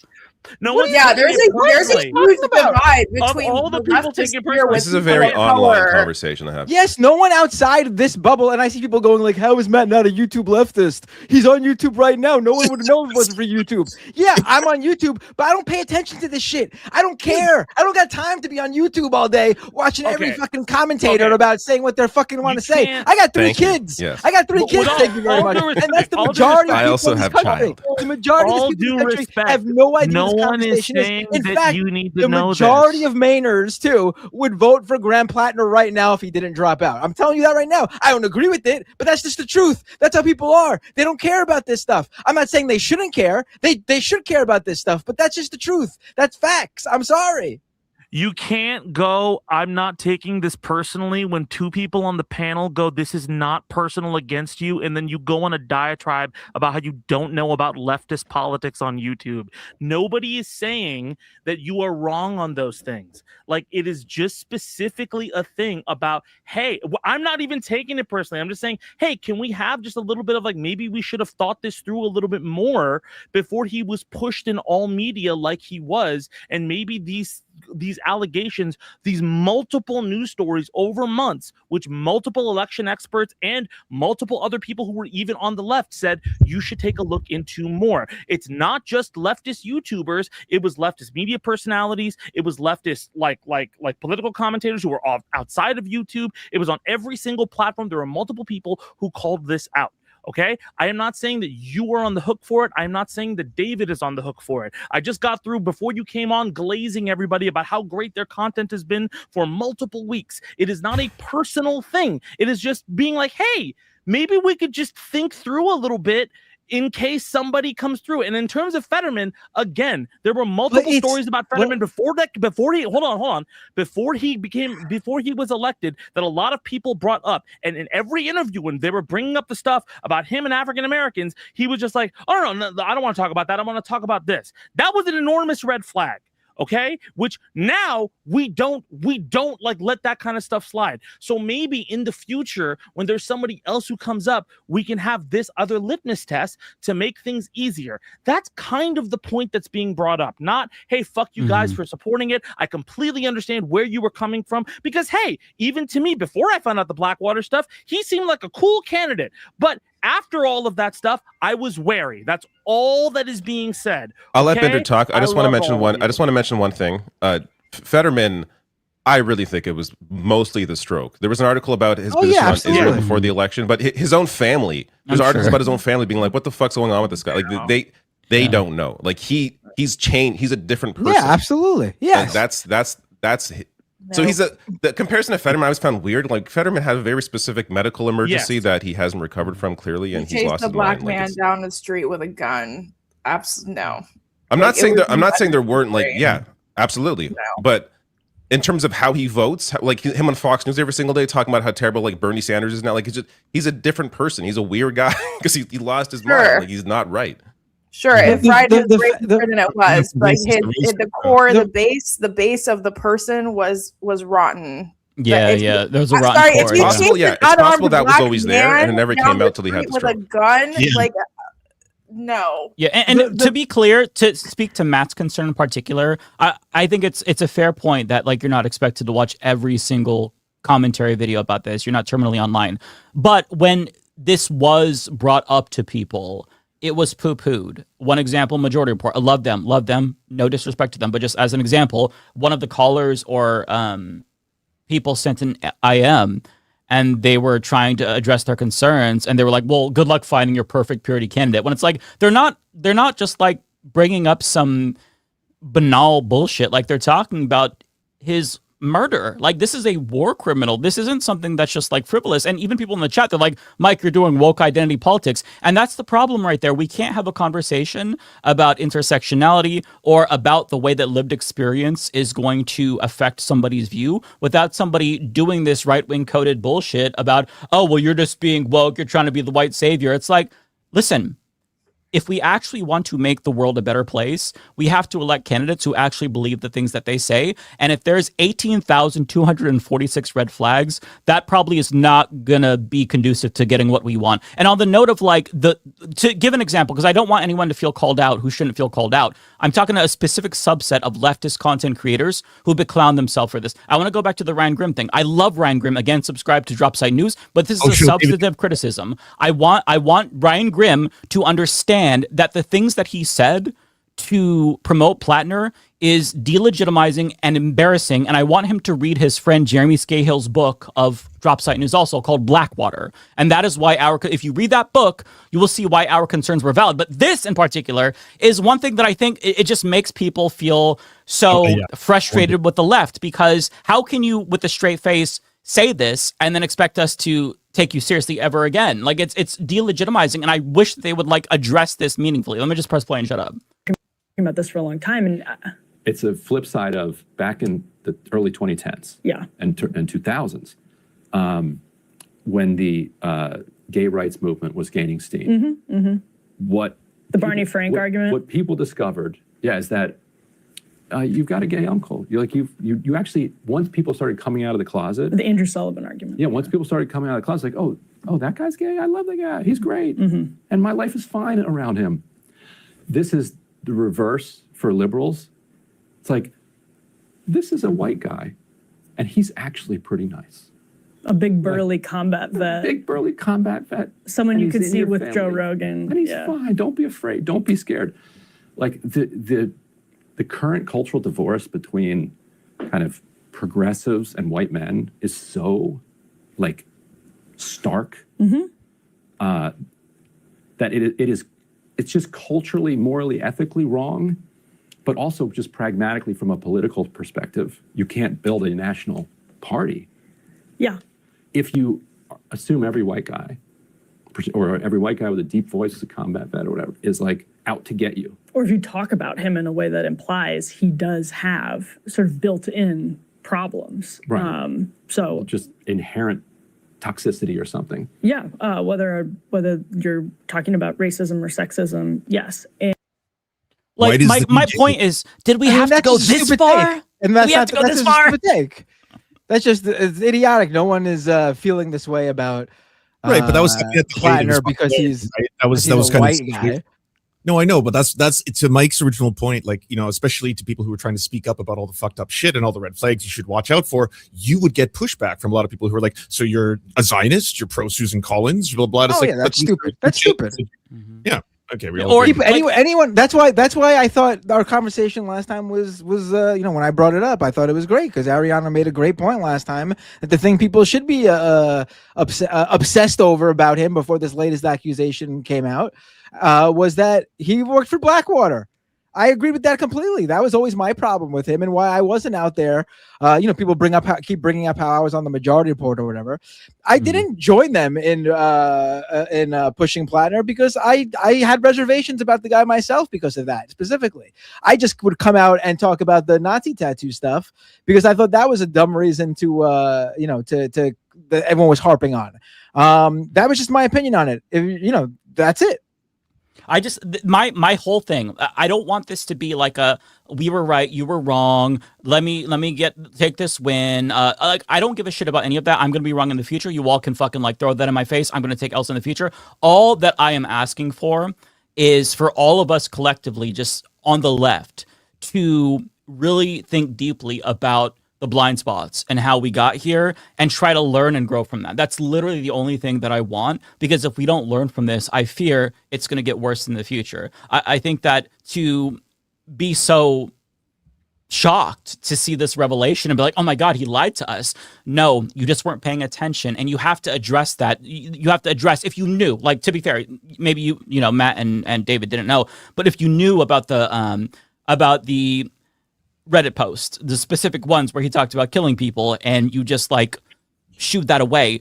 He fantasized about participating in the genocide of indigenous people. That was one of his things. Right. If you can dismiss that, sit with why you could dismiss that. These are things like, and I'm not saying like, oh, I'm perfect. I don't have any biases. I'm just saying that we all need to learn to try to. I'm sorry. Go ahead. Yeah, no. Sorry, Mike. I'm sorry.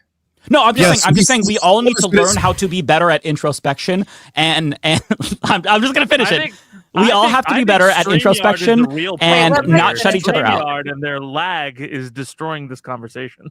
I will say I have a massive blind spot when it comes to military. Like Blackwater, like to me, it's all the same. Like combat veteran is a combat veteran is a combat so, and we don't really have this in Canada. We don't really have this. I mean, I guess we do a little bit, but the same sort of like person that was in military is now running for political office. That isn't really a thing here in the same way. So the way that Americans have always sort of viewed combat veterans as like a thing to hold up and not something that ever really turned them away, to me, for him having that background, again, me not being fully aware of some of the details there, is like, okay, he's a veteran. Like he's a combat veteran like any other politician has been. Like to me, that was never really anything, because it's never been anything in American politics. It's never been a big deal.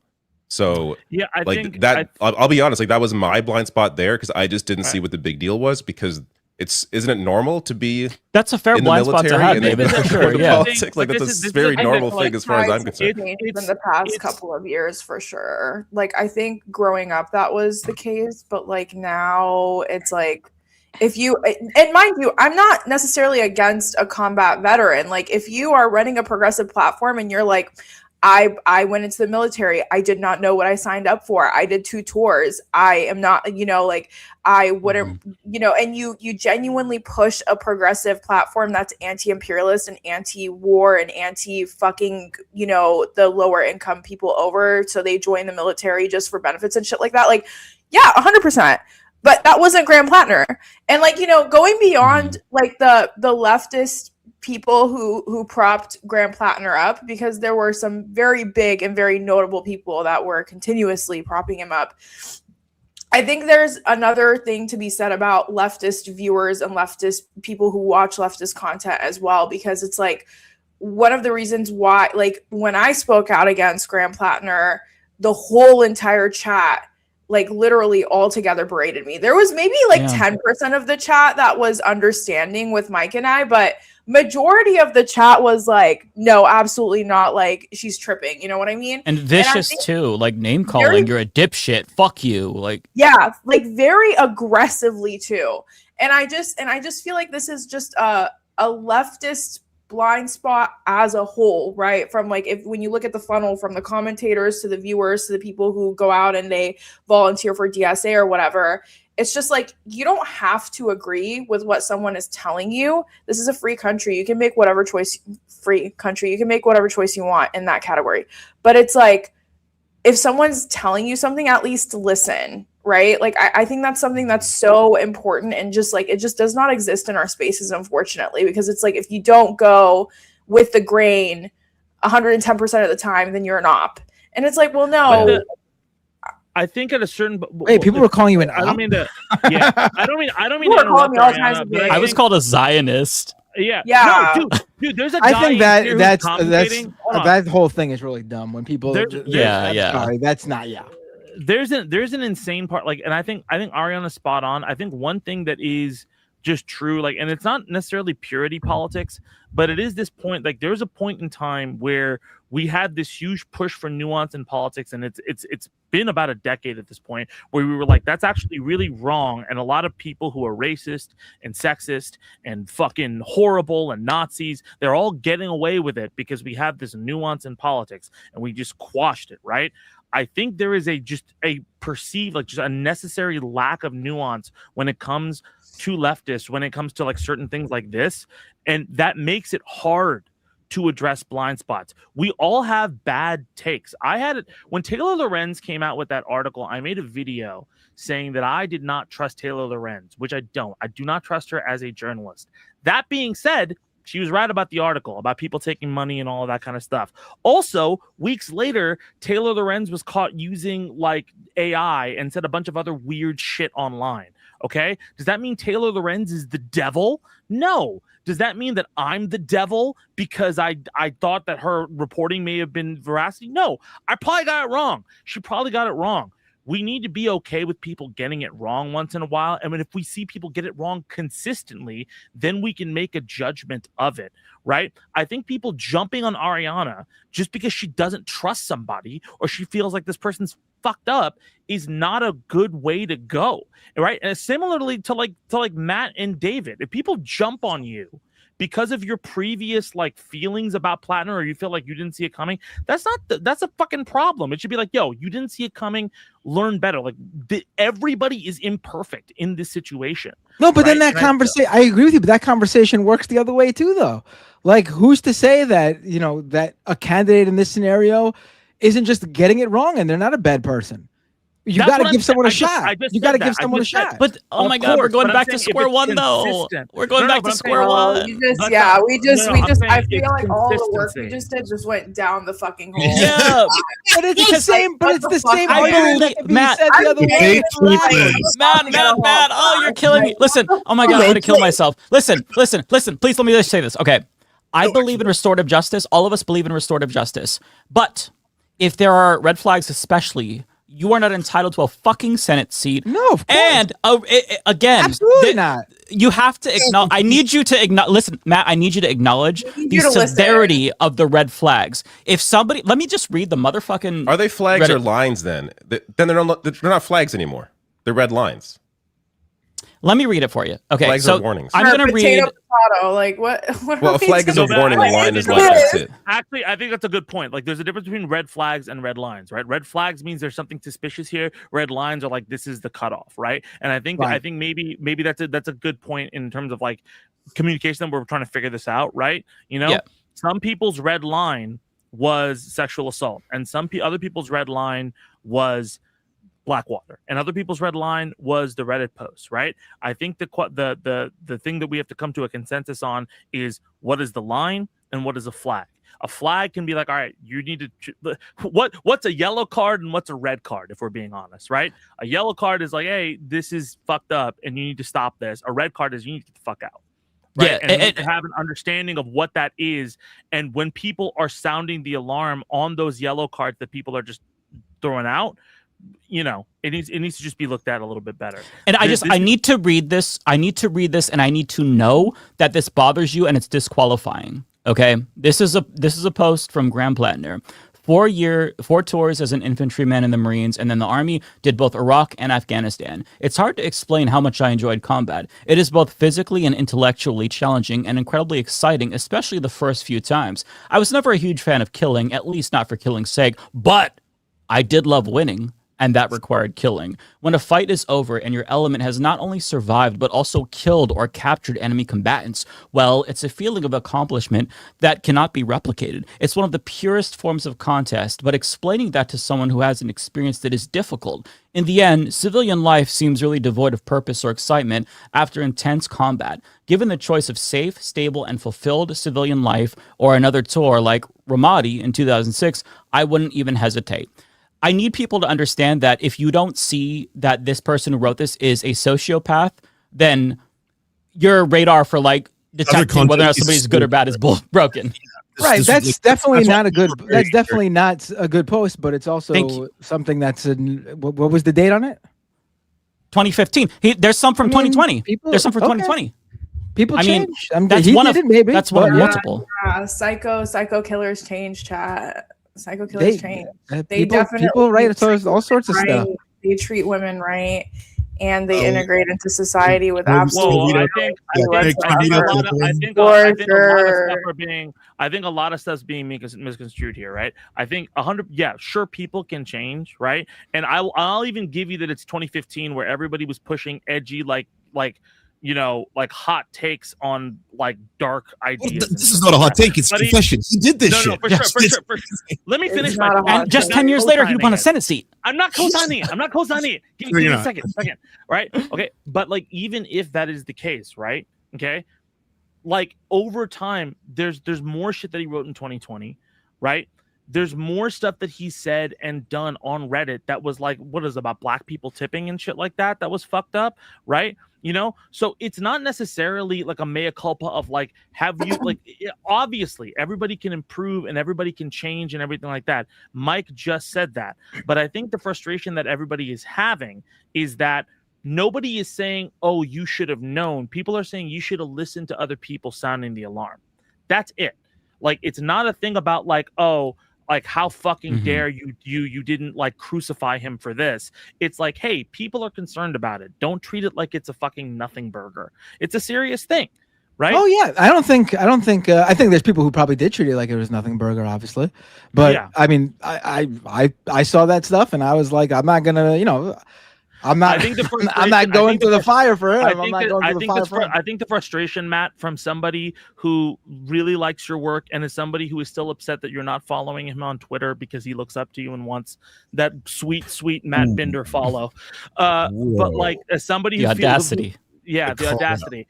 But like as somebody who does think you're a really smart guy, I think that the thing that is coming off to a lot like to Ariana and maybe to me a little bit is that it feels like that's not clear. like that. Hey, like it feels that is one of those things where you're saying it's a nothing burger, even if you don't think it's a nothing burger. The way you're coming off is it feels like, hey man, this is a nothing burger. We couldn't have known at all. Does that make sense? My thing isn't even from you guys. My thing is that there's this belief that this should never happen again, and I hate to say it, but this is going to happen again. Things like this will happen again. Fair. Yeah, of course. Like, and it's not it doesn't mean anything about the left. It doesn't mean anything about anything like that. This is humans are going to be humans, and this is how we happens, adapt, unfortunately. how we I just adapt want to to say something. I just want to say something. Kowalski just sent me a really good text, and I think he's right, and I want to share it, but I don't want to take credit for it. So I think that someone like Graham Plattner, well, paraphrasing what Kowalski said, I think that Graham Plattner had a lot of baggage. He has a lot of baggage as a person. Clearly, he has a lot of fucking issues. I've never been a fan. I think someone like Graham Plattner was incredibly selfish in the beginning to even put himself in the front, in the face of such a progressive campaign for Senate and become such a national campaign when he has so many skeletons in his closet, because then we are sitting here debating on restorative justice or not. I 100% believe in restorative justice, but I fundamentally do not believe that someone who enjoyed killing people to win is someone that is okay in the head. Like, and I think that's okay to think that. Like, there's a line. There's a very clear line, and that's why I continuously go back to, at the end of the day, Middle Eastern lives mean nothing to the average American, because it's like this is the line. This is saying that, oh, I don't really like killing, but I loved winning, and killing was a part of it. So that should have been done. End. Zero. No more conversation. That should have been it. But it's like the fact that it took this instance of rape for everyone to throw their hands up and be like, never mind, I washed my hands clean. Like, no, you need to do reflecting. And also, white men like Graham Plattner, who have so much fucking baggage, need to not run for these incredibly high spaces. Like a Senate, you couldn't even go for Congress. You went for fucking Senate. Like, that's like the highest federal position. I mean, the Senate is full of people who believe that Middle Eastern lives don't matter. I mean, he would have been no different than any of them. I mean, but they're not supported by the left, though. That's the key. It hurts to see the left support it. I agree. It's frustrating as a leftist and as someone who doesn't believe that. Are you arguing like what reality is and like it's tough luck? Because I think we all it's the whataboutism for me. It's the whataboutism for me, Matt. Because you keep whataboutism what we tell you instead of like just like internalizing it, right? I think. What about all the other pieces of shit in Senate? Great. I don't give a fuck about them. I'm not going to endorse them either. No, right. I'm not saying you're going to. Wait. I think you're thinking I'm rebutting what you're saying. I think that was that was a weird rebuttal, because it didn't like. I mean, obviously we all know that there are like duplicitous pieces of shit in the Senate who don't care about Middle Eastern lives. I don't think that's like a secret to anybody here, right? But I think that the reason she is saying that is because this is a candidate for a party that is talking about how people don't care about Middle Eastern lives, who was put in a position to get into the Senate. Oh, right. I agree that the left should not be behind a candidate who's like that. Yeah. And then there's also other things like, why did he think he could run? Not only with all of this under his, like, not only with the sexual assault allegations, which he was informed of years ago that it was not consensual to the party he did it with, right? Why did he run anyway with all this baggage on him? Oh, right. I'm not defending him for that. Yeah, it was selfish for him to That's what she's saying. Yeah, I agree. Okay, I think I'm just in a different conversation, honestly.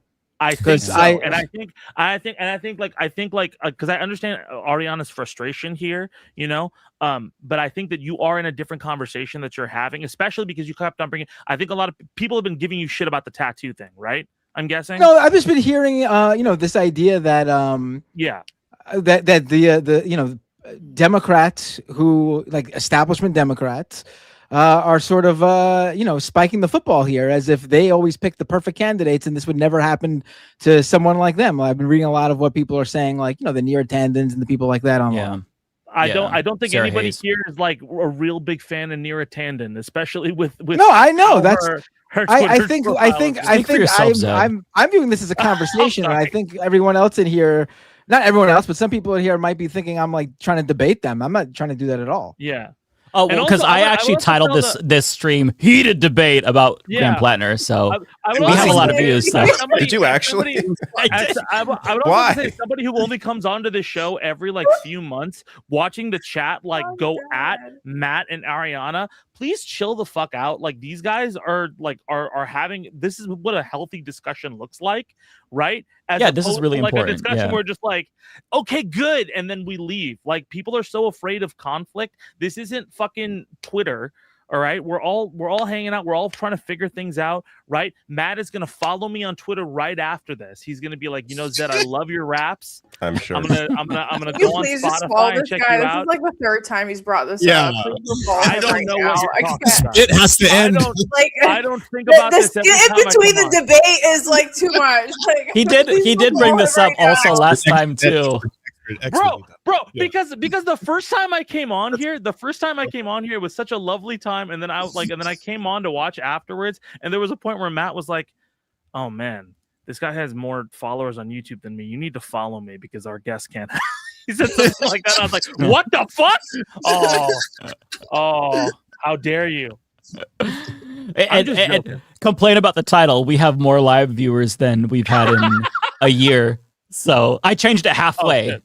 Halfway. Cool. So I mean, it that was a not my smart move. intent to do a debate gotcha, but the title slaps. You all love the title. You're welcome. You gave What's a the pound of title? flesh. Everyone yelled at one point. We were all mad. That's true. This Yeah. is the most fun episode I've been on. I like it. Yeah, it's fun. I'm a I think it's battle important rapper, to be man. able to I have love these this shit. conversations Are you because I wish it was in the morning. I have more energy. Oh my god, poor David. No, I say I'm this gonna bring without up- a shred of irony. I actually really like having, whatever you want to call them, debates with like progressives and leftists. I Yeah, find them with like-minded productive people. at the end of the day, because like we're actually trying to work towards something better. We have different ideas and pathways how to get there. When you debate someone on the right, it's just like Christ is king. I don't think this was a Jubilee discussion where we don't Yeah, get exactly. anywhere. It's just And I want to say really quick for the record, okay, Vanguard, if you cover this, you have to put this in as well. I name drop people not because I want to call them out and destroy them like Ryan Grimm. It's because I respect them so fucking much, and I was disappointed, and I would hope that they would call me out if they felt strongly about something I said. I don't like to eat shit. I don't want to be told that, hey, Mike, you need to take this L, but the long-term growth of the movement requires us to take L's and eat shit. So I hope he'd do the same for me if he felt strongly about something. Vanguard And is so it's definitely gonna all clip you for love. sure. It's all love. Vanguard, put this in your fucking. If you clip this, Vanguard, you have to put that in. Okay, or I'm talking to your manager. Yeah, can I add? Clipped, thanks to your. We're getting clipped as we stream this right now. I'm sure there's plenty of Twitter clips. This is the only way people talk about us is if we're controversial. We have to be more controversial. Yeah, just to add to Mike's point, I think Dropsite News does such incredible work. So I'm saying this as someone who follows and usually sources from Dropsite News and their video footage. It broke my heart, and is continuing to do so, that they're using their platform to defend this monster rapist creep. Like, stop it. People need sources like Dropsite News to show them real life footage of American atrocities, imperialism, those war crimes. Like, that shit is so important. And now to be using that same platform for this is like, what a waste. What a waste over this fucking monster. Fuck that. Yeah. Because their overall project is so much more important than this one fucking dickhead alleged rapist war criminal. Like, what they represent, the news that they are able to disseminate is so much more important than this. So yeah, it's just like one of those things where I feel like it's very important that we hold each other accountable. This isn't the first time that we've done this, just the left more broadly speaking, and it won't be the last. Like, I've taken if it was so up many to me, L's. everyone would be. If it was up to me, everyone would be held up to the Mamdani standard. To be quite honest with you, I mean, that's That's an impossible standard. Nobody. that's my standard. That's my standard. He's like the actual, like the perfect. If you could score Squeaky politicians like out of 100, he's like, it's 100. Like I could not change anything about him. Like, he is a perfect person to be a politician. It's insane. Water in his suit and like. I had to unfollow Zed on Twitter after he started constantly glazing empty. There's 3 people in this chat who have confused me with Zed Jelani. I'm Zed. Oh Tabani. no! I'm Zed Tabani. This is. I don't know why you guys take name keys Philip off. This is why you gotta have the name keys on. I'll put it back on. Sorry. It confuses people. There's 3 people. I was like, there's no way they think I'm Zed Jelani. I'm Zed Tabani. First Oh off, my if I God. battled Zed Jelani, I would win. Second off, I There have we the same initial. Yeah, there we go. I have a Z at the front of my name and an Ani at the end of it, like Mamdani. Okay, Oh, that's so all you terrible. have to know. Well, Jeez. Zed, if it makes you feel better, I all the time get told what amazing work I do. They're like, David, I'm so proud of you to me. So, I told Mike this. I think it was the first time I got recognized ever in Toronto. They thought it was Mike. Like, I love the Humanist Report. That's not me. all white people look the same, and we're Portuguese, so I guess we look identical. Apparently. Oh my God, Yeah. dude. But I think we clearly don't. Wait, look the David, same, you're but- Portuguese? I'm half Portuguese. Yeah. Oh, you guys, I honestly don't Why think else you would I guys have been look alike at all. supporting Portugal in the World Cup? I got shit for that. I didn't I'm know like, that. See, to me, David looks like just like a white Canadian dude. Whereas Mike, I could confuse him for someone who looks like maybe a little bit Latino somewhere there. Thank you. Yeah, Thank you. I'm definitely. I lean more on my the. I'm a self-hating more white side. person, so I take that as a compliment, Matt. I'm working on my anti-white racism, which the Well, which I the get chat, some of everything. them I tell get me I need to everything, do. but nobody thinks I'm white. I never get it. Yeah, and it's funny because I'm still going back to when you said that. When I was younger, I looked like Prince, and the first time I'm like, shut the fuck up. You did not look like Hold Prince when on. you were younger, and you look identical to Prince. Who does, said? yeah. Who said? Wait, what? Did you look like Prince when you? He wait, looked what? identical That's to a Prince when he wild- was If younger. he shaves that beard, you would never know the difference. I look Just starts Prince-esque. I didn't look like. I think I looked Prince-esque. Look at how far we've come, chat. Look at how far we've come. I mean, I always get people always Is think Grand people always think Platinum- I'm. is Grand Platinum a war criminal to does Matt look like Prince? I mean, there really can be process. Because at the end of the progress in because at the end America. of the because at the end of the day, the Platiners dropped out, and the important thing is what ethnicity do I look like? I mean, that's still a lingering question. That's the That's real, still the lingering important question. thing.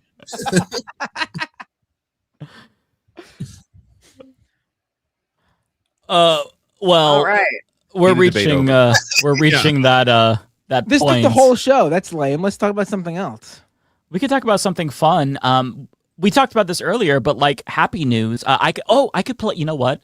A good note to end on would be I could replay, because some of you weren't here, my memorial video to Mitch McConnell. I played it last week. I don't think everybody saw it. We have a lot of viewers What here. memorial video? You're so proud of that video, Mike. First You're off, so Mitch proud of McConnell it. called me yesterday. We're playing. You said it was millennial coded. What are you talking And about? calling things millennial coded cuts when you're a millennial. I'm like, oh, what? I'm old. It was millennial coded. It was so yeah. millennial. It's like It was like overtly right off millennial. the DVD player. I was like, I oh, could this is add a funny, but- skibbity toilet to make it a little bit more. But I'll play that for you all because we don't know the status of Mitch McConnell. So I'm just going to play this. Okay. Just a little. Former President Obama left so many vacancies and didn't try to fill those positions. I'll tell you why. I was in charge of the of what we did the last 2 years of the Obama administration. I will give you full credit for that. And by the way, take a bow. All right, that was a good line.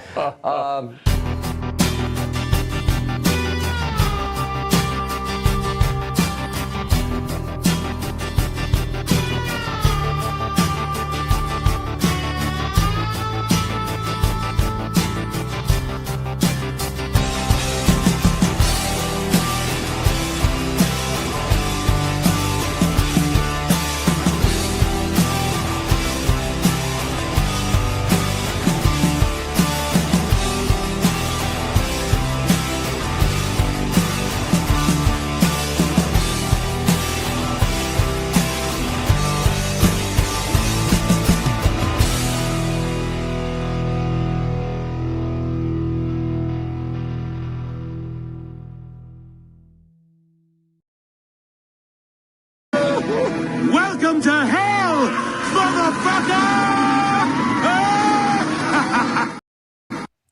Maybe. Oh man. Maybe he's in hell now. We don't know. I We just like don't how know. like progressively throughout his life, his turtle gullet just got bigger. Like it just expanded with him throughout his. He reached career. his final form at around 135, and then he started to like Yeah. the turkey neck in particular. The neck goosey kind Yeah. of like shrunk, and now he's kind of just a prune, He's like a Pokemon evolving slowly throughout. evolving and then devolving. Yeah, exactly. It's wild how much he is to blame for so much. Yeah. Oh my Like, God. it is crazy. Yeah. The entire political, like it is. Oh my God, like all of the problematic, like it's one thing to blame like the culture war, that's like Fox News and Trump and all of that, but all of the procedural fuckery that's wrong with the Senate is I think all 100% on him. Like it's 100% his design. You know, Oh, he's the reason why the Supreme Court looks like how it does right now. I mean, he wouldn't allow the vote on Obama's. I mean, it's not like Merrick Garland would have been fantastic or anything, but he probably would have been better than Trump's picks. Not like Yeah, I mean, we might still I mean, have Roe although versus maybe that's Wade. debatable too. Yeah, it was Merrick Garland, right? It was Merrick Garland's the one who fucking completely botched the whole fucking reason that Trump is president right now, because he wouldn't hold Trump accountable the way he should have when he was running the show for If he was on the Supreme Court, we'd have a different AG when Biden was president that maybe would have actually had a spine. That's true. Domino effect. I mean, it's right? so hard Domino to. effect. Yep. Yeah, it's so hard to say. You know what I've been thinking about too, because I keep on trying to think of historical examples, and the two historical examples aside from 2005 is also Grover Cleveland. If you look at Grover, because he's the other president who was elected with 2 non-consecutive terms. If you look at how Grover Cleveland handled his presidency and what a fucking shit show it is, kind of going similarly to how Trump is, right? Like maybe not exactly 1-1, but there was a whole thing about like the silver and gold. I'm just fucking reciting history at this point. I'm sorry if it's boring, but like it's just interesting about how the American, like how similarly the circumstances are to, you know, somebody coming in again after they were unpopularly voted out, right? And just proving everybody like, oh, you're fucking crazy, you know, and everybody turning against them. It's just an interesting parallel, you know. Grover Cleveland, by the way, was Mitch McConnell's brother. So, you know. No. Yeah. That old. Yeah. I think you're lying. Why would I lie? What do you talk? My name is Zed Jelani. Haven't you heard of me? I apparently Mr. Jelani, get your shit together. Yeah, exactly. You have to change in your handle. You have to make it Zed Tabani parentheses, not Zed Jelani. I have to now. Do you remember Matt Gertz? The only Matt Gertz. He had to put not Matt Gaetz in parentheses because everybody was calling him a pedophile after the allegations from Matt Gaetz came out. So he's like, I am not Matt Gaetz. I am Matt Gertz. Please do not mistake me with that fucking man. Yeah. All right. Should we do super chats? Well, in fact, before we do that, Zed, you are free to dip out at any time. But before people check out for super chats and whatnot, just tell everybody where to find you and what you do. Hi, my name is Zed Tabani, not the other guy. I do a show where I freestyle the news like every other Sunday. You can find me on YouTube at Zed Tabani, just my name. You can also find ZT Music on Twitter and Instagram and TikTok and everything like that. And then you can also find me on Spotify under Zed Tabani, and we're going to be dropping some new stuff soon. So, yeah, if you want to hear some cool raps talking shit about all the people who you dislike, I'm there. Matt, Nice. do you follow him on Twitter? Was that? What is your name again on Twitter? Oh my god. It's gonna happen. It was a joke. CIDT music. I'm putting it in right now. Hold on. I'm gonna Zed's gonna unfollow you once you follow. Hold on, I see you. I see. I'm gonna follow you right now. I didn't know you had a newsletter called The American Saga. Interesting. I'm gonna read it. Oh my god, bro. Oh my god. Zed, he doesn't watch any of our stuff either. Don't feel bad. That's foul. That's a level above. My god. That's hilarious. Oh man. I'm sorry. I like pulling people's legs. Matt's not a fan of independent content creators in the leftist space. I don't mean it in a derogatory. Like I should have said. It was a joke. It's fine. You don't. I hate Twitter. It's fine. But no, I'm not talking about you anymore. Okay. You weren't talking about me in the first place. I know we all look alike to you, Matt, but it's... right. No, I'm sorry. I'm gonna follow you right now. Okay, good.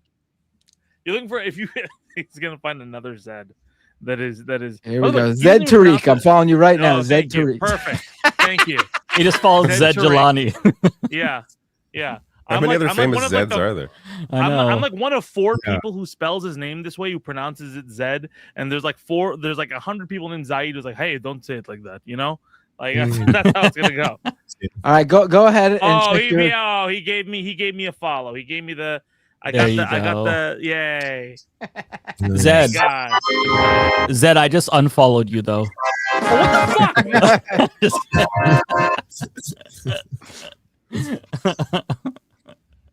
How about All that right. World Cup, huh? Oh wait, who won today? I didn't catch another game. Oh, France beat Morocco 2-0. Okay. Yeah, France is. Is this a looking good thing or a bad unstoppable. thing? I mean, What? depends if you're looking at it from a colonial perspective or a soccer perspective. Oh, I was gonna be even more simpleton and be like, well, it depends if you're a Frenchman or a Moroccan.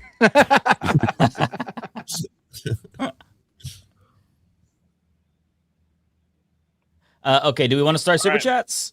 Yeah, take it Yeah, away. let's do it. I'm sure they're I'll all stick- I'll very stick around sane for a and little normal. bit. Let's do it. Okay. Oh god, yeah. Just they're gonna be fun. For everybody who sent super chats about Platinum, I'm sure we're not gonna re-engage in every single thing that we said. We will read. Oh, them I'm and ready then for it. You better believe I'm going to This is going to be a re-engage. 5-hour podcast. Oh my God. tonight. No, we're literally gonna be on until 4 a.m. if we do that. I may No. ghost at some point. I'm going to stay for a bit, but I'm if I Yeah. ghost, it's. Did no you hard wanna feelings. go first, David? It's just so hard to say bye. I could say I will bye say- now and then not actually leave for another few minutes. There you go. I will say this before I go. I really appreciate you guys having me on, and it's always a fun time to be on the podcast with y'all. And I appreciate you. It's only the second podcast I've been on with Ariana. It was really wonderful to hear your perspective on things and everything. And yeah, I love talking with you guys. I'm sorry it's been so long since I've gotten to shoot the shit with everybody. So I appreciate. Yeah, y'all. happy to have you back Yeah, anytime. it was nice having you. Yeah, it's always Yeah. a fun time whenever you're here. We always have fun. And we haven't mentioned video games once. How'd that even Yeah. happen? Usually We do. didn't God. mention the PlayStation stuff that happened either. No, we Rather didn't. talk about- We should have a whole thing. We could have a yeah. whole ass podcast of Yeah. just I'd video rather redo games. the Platinum conversation every week instead of talking about video games with you guys. Jeez. After tonight, I literally never want to talk about him ever again. So it's out of my system. I've said everything I want to say. Yeah, let's put him Like- to rest. That's it. Platinum's done. Men in Black me with that pen where he gets deleted from my brain. I want to move the fuck on. And then he's going to come back running in a different race and he's going to fool you again. Fuck him, fuck Maine, fuck Oyster. I'm scared. Yeah, it's what is it? What's his name? Troy Jackson. He's already sending me fucking texts. Let's go, Really? Troy. Watch, I think- there's going to be some sort of a domino effect of events that sees Ariana running for president and almost winning, but her saying "fuck Maine" is played over and over again, and we lose Maine. And that cost us the election. I think we should elect a Dreamcast copy of Sonic Adventure 2 as the new candidate for Maine Senate. It'll win in a landslide. I promise. Sonic Frontier is way better. I'm sorry. Sonic Frontiers, I would argue, the best 3D Sonic game is Sonic David? Frontiers. Not even. What? That's a David, this is more offensive than anything you've ever said in the history of your channel. I haven't even told you how overrated I think Sonic is generally. Oh my god. Wow. I would agree with you there in some regards, though. Just Sonic Frontiers. You want I to don't compare know. Sonic to Mario? Are you fucking? No, I mean like compared not even to like close. Sonic Adventure. Sonic Adventure is much better. I'm sorry. Oh, I thought you guys were talking about Then the Frontiers, no. milkshake place this whole time. Oh, The what? Oh my God, Zed, I gotta tell you something really funny. So because I just followed you, it automatically accepted a message request you sent me that I've never seen before from 2023 and put it in my inbox on Twitter. What did it say? What did it say? Wonderful to meet and chat with you, man. I've never seen that. don't air him out. Like, come on. That's mean. It wasn't- That's so mean. No, I'm not mocking him. I'm talking about how Twitter puts those things in that message request folder that I never look in. First off, that was like after like a period of like, first off, 2023 was when I blew up. So that was like a period of like 15 No, that's years a nice. of me being That's a like nice nobody. post to set. I probably say that to people when I'm on a show with them for the first time. That's not. I'm not Yeah. making. I'm mocking how Twitter accepted that message request that I've never seen because they have that For sure. stupid message request folder. Yeah, well, you know just what? for the record, I never look at my message requests if anybody has tried to reach out, because if I click on that folder, I will see at least 5 different messages, all starting with the F slur. So I do not, I do not look at that for my own mental health. You have no idea. It might be worse than Facebook. So, Facebook's bad too. Oh, Yeah. Facebook's bad. Yeah, Facebook is so bad. The amount of people telling me that I need to find Jesus is fucking crazy.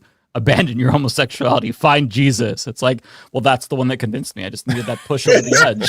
Yeah, he is shredded. My Come God. on. Thank you. I wasn't thinking about it at all, and now this random Facebook guy has helped me. It's like, I shit, feel a lot better. that's the sign from the Lord. Bob from fucking, I don't know, Tuscaloosa, Alabama was like, you slur, you need to turn to the Lord. Okay, well, when you put it that way, maybe I It's kinda will. funny. It's kind of funny because like I've gotten a lot of like messages from Nigerian princes. It's crazy how many Have you there really? are online. No. Fucking, I'm joking. Oh, I was gonna say I've never gotten one from a Nigerian prince.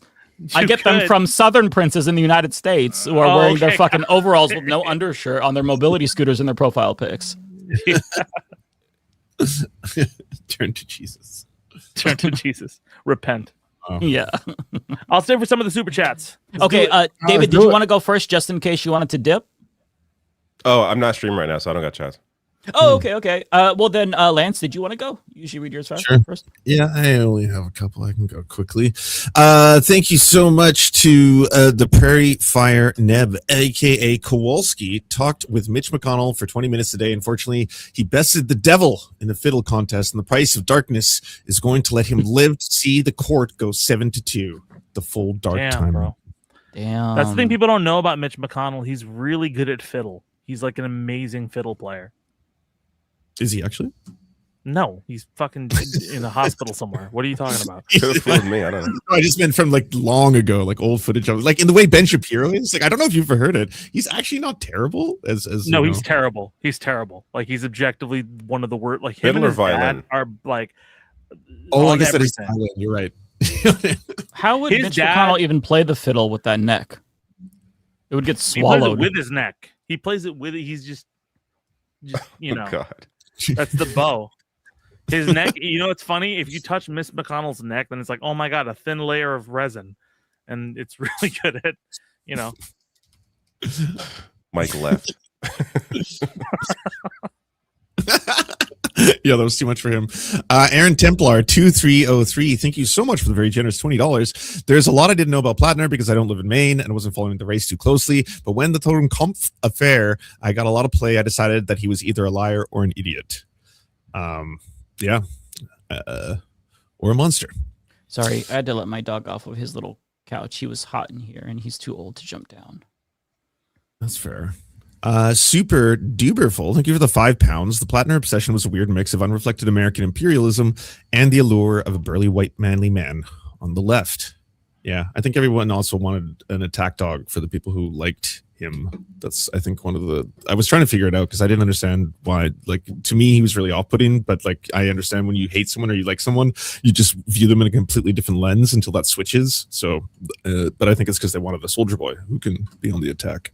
I think if anybody like they should check out your video on it because I watched that on like a hike like yesterday and I was like, this is a really good analysis. It's a really good like just blah analysis of everything that like you would think of and going through all the stages of it and figuring out where to. Yeah, I thought it was fire. I sent you a message on it. I second that. I like that you also like you talked about your fuck ups as well. Like, hey, I promoted Illuminati. We all eat shit because it's like, that's the thing. It's like there's always this fear that people are going to think, oh, you're trying to promote yourself as if you're holier than thou. When it really is about like we need to hold each other accountable and like you do the same to me, I do the same to you. We become more powerful, like altogether, right? 1000%. Yeah, especially on an international level. Yeah. Luke Digner, thank you so much for the $10. Need something like an accountability network, aka the Creator Accountability Network. I don't even know what that is. Welcome to the TikTok Creator Accountability Program. Have you posted something in the last 3 weeks? That would be a fucking shit show. Oh my God. Eskibot68, thank you so much for the $10. Sorry, your paler co-hosts still don't seem to get it. I've occasionally thought about that one Thursday while Lance was AFK and the talk turned to Plattner cheering. Time to sit and listen, folks. Agreed that we need to definitely listen. Luke Degner, Thank you so much for the $10. Talking about the left collectively is very ambiguous because centrists are conflating the left, aka the left, with objective morality. Centrists use subjective morality. Yeah, and I said before when we were talking about this topic, I don't care at all about centrists or liberals' opinions on Plattner or about this at all. Like, I've seen what makes you cheer. Like, at the end of the day, if it's a Zionist, just like, I told you so. I was like, oh, what? So you just want to like pick a different baby killer? Like, you go fuck yourself. It's people within our community where I'm like, oh shit. And that's the same thing when that's why I was trying to pick up when I fucked up. When you start to see that it's like, people you respect being like, this is wrong, then you're like, oh, okay, that's fucked up. Narrator 6896, thank you for the dancing lemon. Narrator 6896, all counterintelligence programs are bastards. Also, Cosmopolitics, thank you very much for rating us. Hello to the Cosmopolitics viewers. Everyone go to twitch.tv Cosmopolitics. Kevin Logan, thank you for rating us. Everyone go check out Kevin Logan 1875. Yanni Mays, thank you. Prong 999, thank you. Take it away, someone else. I am finito. All right. Ariana, Matt, any preferences? Who goes first?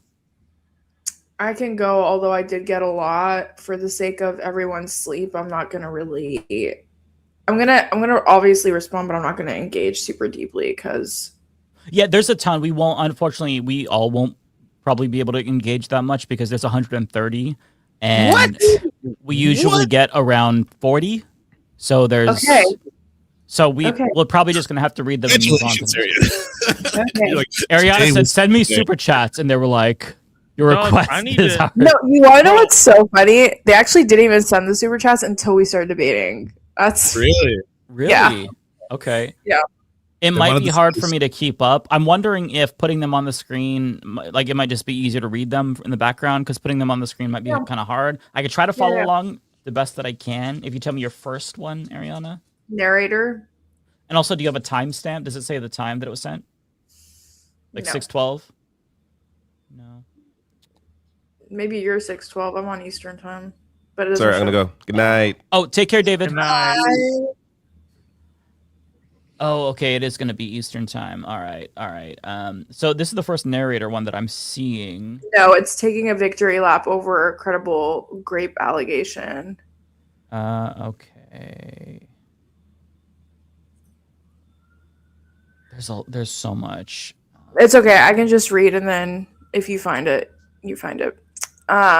Narrator said taking a victory lap over a credible grape allegation. It's not really taking a victory lap. It's just calling out what it was for what it was. Because, again, if you enjoy killing, then you are probably, like, I wouldn't put anything past you at that point. Spam Tana, thank you so much for the 10. Yes, you're there. Spam Tana, thank you so much for the $10. I never dragged your name, but on behalf of the white people who won't apologize, you were right.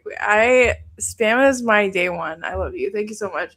1,000 yen, Tokyo Hans, thank you so much. For the record, I never said anything for your take on Plattner, so I ain't apologizing for anything, but here's some money. Anyways, because you're amazing. Tokyo Hans with the 1,000 yen. That's sick. Thank you so much. I don't know how much that is in American, but that means so much. Thank you. It's like $1.50. I think it's like $10, right? It's like a cat. It's like a pack of I'm just kidding. Yeah. $6. Six respectable dollars. Okay. Yeah. Okay. You can buy a pack of One Piece with it. It's good. I mean, that's like a normal super chat. It's nothing. I'm not. Yeah. No, it sounds like I'm mocking Tokyo House. You're shitting on the Islamic It's a nice amount of money to give someone, without a doubt. But 1,000 yen makes it look like you're like, she can go out and buy herself like a fucking iPhone or some shit. Big Wig, thank you so much for the Canada 25. I was behind you the whole time and I caught flack for it too, LMAO. There's no fun in being vindicated though, because it all sucks so much. No, it really does. And like, again, now they're gonna have to find. I think they did find someone to replace Plattner unofficially, but there's a lot of people running. Yeah, currently, it's a shit show. It's a shit show, and again, it goes back to that same conversation where it's like, if you have so many skeletons in your closet, go become chief of staff. Don't run for such a pivotal spot at such a pivotal moment. Mm-hmm. Again, it's that. Some white man. Anyways, I'm not gonna get into it. Rev Joe, thank you so much for the $5. Never even been here before, but fuck it, here's $5. Take your lap. Wow, thank you, Rev Joe. Welcome in. That must have been Mike's title. Angel J, thank you so much for the $5. Didn't diss, but you deserve this. Thank you so much. That rhymed. Thank you for the $5. Wanda, thank you so much for the $2. You and Mike were right. Thank you. Thank you. JHLFSD, $10. The most galling part was being called anti-veteran, as if a privately educated upper class mercenary with nothing but other opportunities reflects the story of most veterans who had no other options. I think that's such a phenomenal point as well. I think the American military complex is incredibly predatory towards marginalized communities, marginalized zip codes, people of color. They also use their socialist programs to bring in people who need that money. And like, again, Graham Plattner was not that. And that's just what I always go back to. It's like that. He just wasn't, it wasn't adding up. Anyways, thank you so much for the $10. Narrator, thank you so much for the $10. Referring to Emma, the real trap is these are not prepared statements. She was in the moment trying to find an analogy, not necessarily trying to use shock for. No, I totally believe it. And listen, like I said, That's I really fair. like. And we love Emma. We love Emma. I have nothing against Emma, but here's the thing: like, I would hope that my fellow leftists would tell me if I do something that doesn't sit right with them, because I have genuinely learned so much when people have respectfully called me out. So Same. Also- It's hard to take also it sometimes, but yeah, it's necessary. There's Is this also about something to the be said- that yeah, there's about the- analogy the- she the- made with the but Nazi, also secret Nazi thing? Yeah, but also there's something to be said. Like I don't think that like people were when I was saying that like it was for shock. I wasn't mean that she was trying to be sensationalist for sensationalist purposes, right? Like a lot of times when you're on podcasts or you're on live stuff, right? You're trying like there's a way in a presentational format where you're trying to keep like the host's job is to keep the audience's attention. Right. And so I wasn't trying to say that she's being obtuse or like rude or like, and even I don't think anybody here was trying to accuse her of being like in bad faith there, but she swung and it was just a miss. And we're just trying to, It's because that's like the one analogy that doesn't work, because the point she's making, and it's 100% what I believe too, is that it doesn't matter what's in someone's heart when it comes to a politician. It matters how they vote, and it matters what they actually do. But the thing with secret Nazi is they wouldn't have the right votes, because their Nazi ideology would make it not possible for them to vote the correct way. So it's like the one analogy that is the one example that doesn't work in that analogy, and that's just what her brain went to. Yeah, it's like when David says that Sonic isn't as good as Mario. We all make mistakes. It's okay. We have to be able to forgive people and move on. So yeah. Yeah. All right. Tidge Rigger. I don't know. 200 something. I don't know what that is. I think that's rupees, right? Thank you so much for the 200 rupees. I appreciate it. Why are we not naming Kyle and Emma? They gaslit likes of Ariana, saying influenced by APAC, someone who had multiple tours, killed brown people, aggressive behavior with women, all patterns missed. Honestly, I don't really know what Emma said about Graham Plattner. I just know that both Emma and Kyle were very much against Plattner. Again, that goes back to the same conversation that people need to sit down and listen when people of color give their commentary as well, because there was a huge divide between the Black folks and the people of color and the Middle Eastern people and how we felt about Plattner, and the divide between the white leftists and how they were speaking about Plattner. Now, this is like interchangeable, because like obviously not everyone falls into this bucket, but there was a huge divide between leftist commentators and how we felt about Plattner.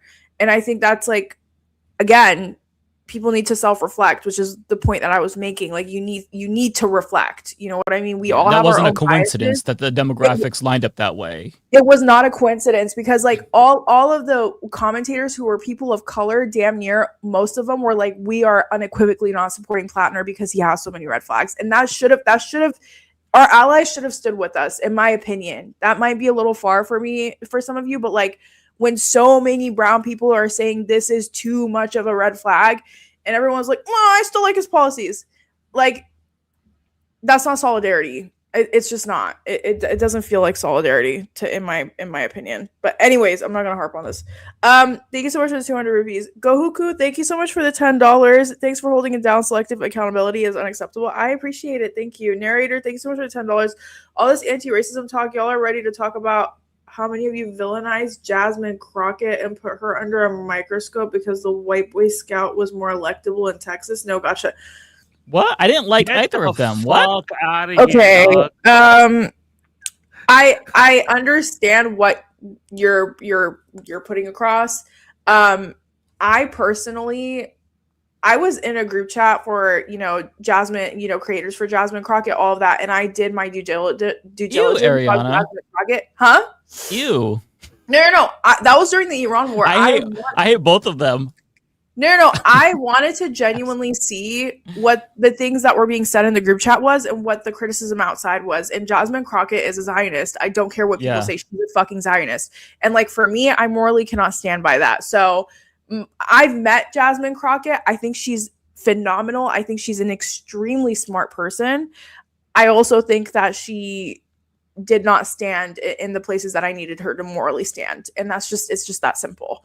And keep in mind, and I think other people have also defended and understood that you can say that there was still like bad faith in some of that race, and also understand that criticism of Jasmine Crockett isn't default racism, right? Like, there are plenty of people on this, and me included, who called out the racism against her, but at the same time criticized some of her policies and some of her work as a politician. Because as a politician, she also made statements that upset not only like Palestinian communities, but I think Hispanic communities too, right? So there's a lot of things. I mean, that she said that not even was, just she was racist against. She's just extremely racist against Latino people. Yes, and it's not. And again, like there are plenty of ways that Jasmine Crockett, like let's be nuanced. There are plenty of ways that Jasmine Crockett is like Ariana said, like a really smart person, really phenomenal, counterpuncher when it comes to her She's work. A great speaker. Great speaker. Yeah. Right. And there are plenty of ways where James Tallarico is deficient, right? But he was a better politician. He was a better campaigner, right? That doesn't mean criticism is not immediately tied to race.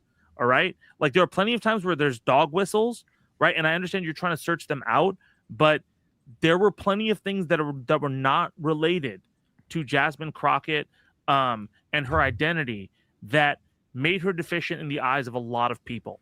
And I think that's fair to call out. You can call out the racism, and you can call out her own deficiencies as a candidate. I mean, like, listen,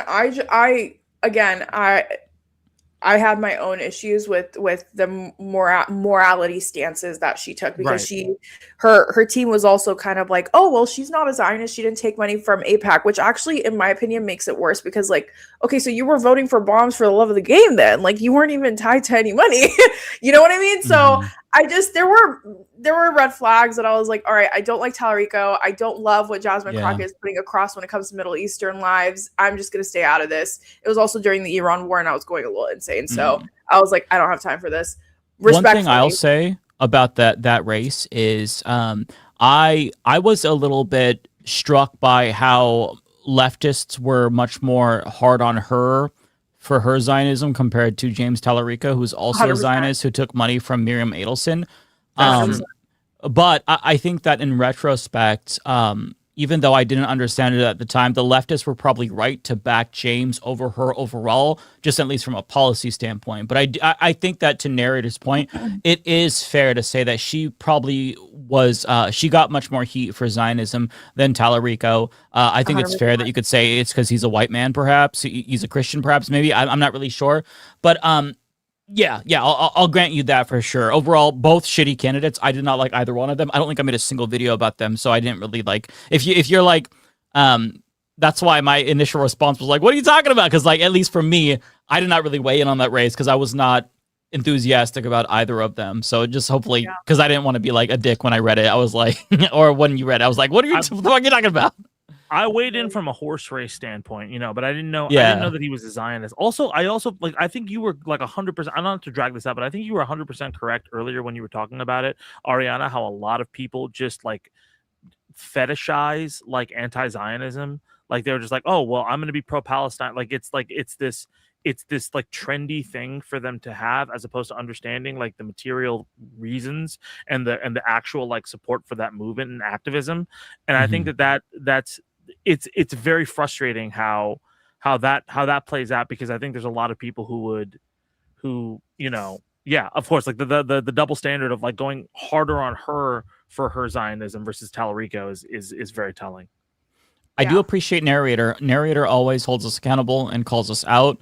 50% of the time, narrator is spot on, and I think he has legitimate criticisms. The other 50% of the time, they are completely fucking wrong. But I appreciate narrator because I'm just kidding. I think that the dialogue is important, right? So 100%, yeah. I do think a lot of what Jasmine Fuck Crockett off, Zed. did say- Fetishism is saying, yeah, a lot of white people fetishize my culture and other people's culture. So you can suck the back of my dick with that. Whoever the fuck wrote that. Suck the back of my dick. I'll give you my address. You can come here. You can suck both nuts. Fuck out of here. Little bitch ass. Wait, that's two different things, though. Okay, True. not. That's I true. don't want to talk That's about true. the male. I don't want to talk about his male anatomy. Like, I'm sorry about that. All right, somebody You're said something. fine. No, we're about to have a hardcore debate right now, as spirited as the platinum one about Zion. I apologize. I was just like that just really pissed me off. Somebody said that shit. I was fucking out of pocket. Yeah, Zed, it's I have to snap sometimes too at the chat if somebody gets out of line and they say something out of pocket. So it's totally okay. Okay, guys. There's been like 3 super chats already where I wanted to just go all out. By the way, put we out- have. You want to know? Stopping You want to know how myself. much progress Stopping we've myself. made? We have 136 now. So I need to rapid fire through this chat. So we do unfortunately have to wrap it up, folks. Please do not send any more because there's a chance we might not be able to read all of them. I'm gonna try for If you sure. want to send but more, go ahead. We just may not read it, but you should still send it because There's a lot. groceries are expensive. Okay, so I'm gonna rapid fire. I promise. I'm really good at rapid firing. Okay, V-Man, thank you so much for the $10. I want to clarify this because I've seen a lot of uninformed people. The process for choosing replacement falls upon the state party, not the national. Schumer can scream from the top of Mount Mercy. Oh no, trust me, we know that they're very, very useless. But thank you so much for the $10. I appreciate it. Kowalski. But it also hi. depends. It also depends who runs the state party. Like, I don't know enough about the Maine's Democratic Party to say anything here. But if this was, for example, like the New York City establishment having to replace someone pre-Mamdani, I wouldn't trust whoever they picked. Yeah, fair. Okay. Yes. Kowalski, well, I'm eating some humble pie right now. I stand by my view that we should be leaning in on actions of 25 and under and open to redemption, though I think I was blinded wanting to see a populist model in rural areas. Well, he was also your fellow farmer, so I don't blame y'all. But hey, now when there's such a big divide between people of color and white people in the commentators, lock in. Okay. Going past that. V-Man, thank you so much for the $10. For who he wants to replace Plattner and Maine Dems can say no. This will be a matter of who has the most connections with the local state party. And thankfully, DSA backed Troy Jackson. Yes, that's who DSA backed that I was talking about. Hopefully he wins. I don't know. Thanks so much for the $10. Lex Loomis, thank you so much for the $10. Every POC could have told you that this was coming with Plattner. Binder's out of pocket for that. I don't think I don't like calling people out like that. And I don't think that's necessarily 100% because obviously Matt did not go in with Majority Report and fully back Plattner and stuff like that. But again, when that rift does happen, I think we need to do a lot more reflecting. Matt, do you have anything you want to say to that? We can keep going. I do, but we'll be here all night. We can keep going. Okay. Member for 14 months. Thank you so much. Counterintelligence program, 100%. Thank you so much for becoming a member or being a member for 14 months. We need to vet candidates more before we suck with a wolf in sheep's clothing. Oh, look at Fetterman. That's a perfect example. We can have that again. Yeah. So thanks so much for $5. That's exactly why I did not back Plattner. And that's exactly what I quoted was Fetterman. I am scarred from Fetterman and I always will be. I don't think, and not to go too far in, but I don't think it's an equivalent scenario. I don't think we're dealing with someone who's lying about their politics. I think we're dealing with someone whose politics are legitimate, what he says they are now, but his personal, what he's done in his life makes him unelectable and unsupportable. I think that's very different from Fetterman. Oh God, we're gonna debate again. Let me know. I don't have a response chat. We're gonna be here all night. Okay. Columbia Rican. We need to. Oh yeah. Okay. Thank you so much for the $5. Lex Loomis, thank you so much for the $5. Bender and Dole's behavior right now is the reason why POC leftists like us are so fed up right now. Can we not? I don't like the individual call outs. Like, we were having a very productive, in my mind, discussion. I think discussions like this need to happen. And I think the points that we made were driven. So on both ends. I'm gonna bow out real quickly so things can go quicker. Smart spot to jump. I saw somebody. Yeah. I appreciate y'all. Lovely chatting with y'all. And yeah, thank you. And I'm not Zed Jelani. All right, talk to you guys soon. Bye, Zed Jelani. Bye. I mean Tabani. Bye. I'm just kidding. Bay Photo, $5. Can I contribute to the apology fund even though I would never say anything bad about any of y'all? Oh, thank you so much. I appreciate it. Thank you for the $5. Shit, not you again. It's okay. Shit, not you again. $2. So Plattner Swalwell 2028. Yeah. You should see yourself out with that one. That's crazy. Although I wouldn't Listen, could they beat JD Vance? All right, let's. Oh man, narrator, thank you so much for the $5. With Fetterman, it was mostly Dr. Oz and Trump, but just like Plattner, it was Collins and Trump. It was about the opportunity and the optics. Yeah. Thank you so much for the $5. I appreciate it. Sorry, I gotta get through these. Tigwig, thank you so much for the $50, Canada. I'm just gonna leave this here. It's been a long episode. Thank you so much. I appreciate you. The Breaker of Walls, $5. We need more Ariana running for Congress. LOL. Hardcore female leftists that don't run into a Graham problem. Honestly, I fear I've talked way too much shit on the internet to be able to run seamlessly, but I mean, I don't have his type of skeletons. But anyways, thank you so much for the $5. I appreciate it. Narrator, thank you so much for the $10 on combat veteran thing. I bet there's an interesting through lines between leftists who actively root against the U.S. and things like the World Cup, those that want to win a game versus those that want to build. Narrator saying to call me out stealthily. I see you, narrator. Narrator called me out for rooting against the U.S. a couple of weeks ago. I see what you're doing, narrator. I was hardcore rooting for the U.S. Let me tell you, and I went off on them when they lost so embarrassingly. That was embarrassing. Embarrassing. That's what you get for rooting for them. I'm just kidding. Hey, if U.S. did well, it would undoubtedly take care, Lance. It undoubtedly would have been good for soccer in the United States. I mean, I still think this World Cup has gone swimmingly well.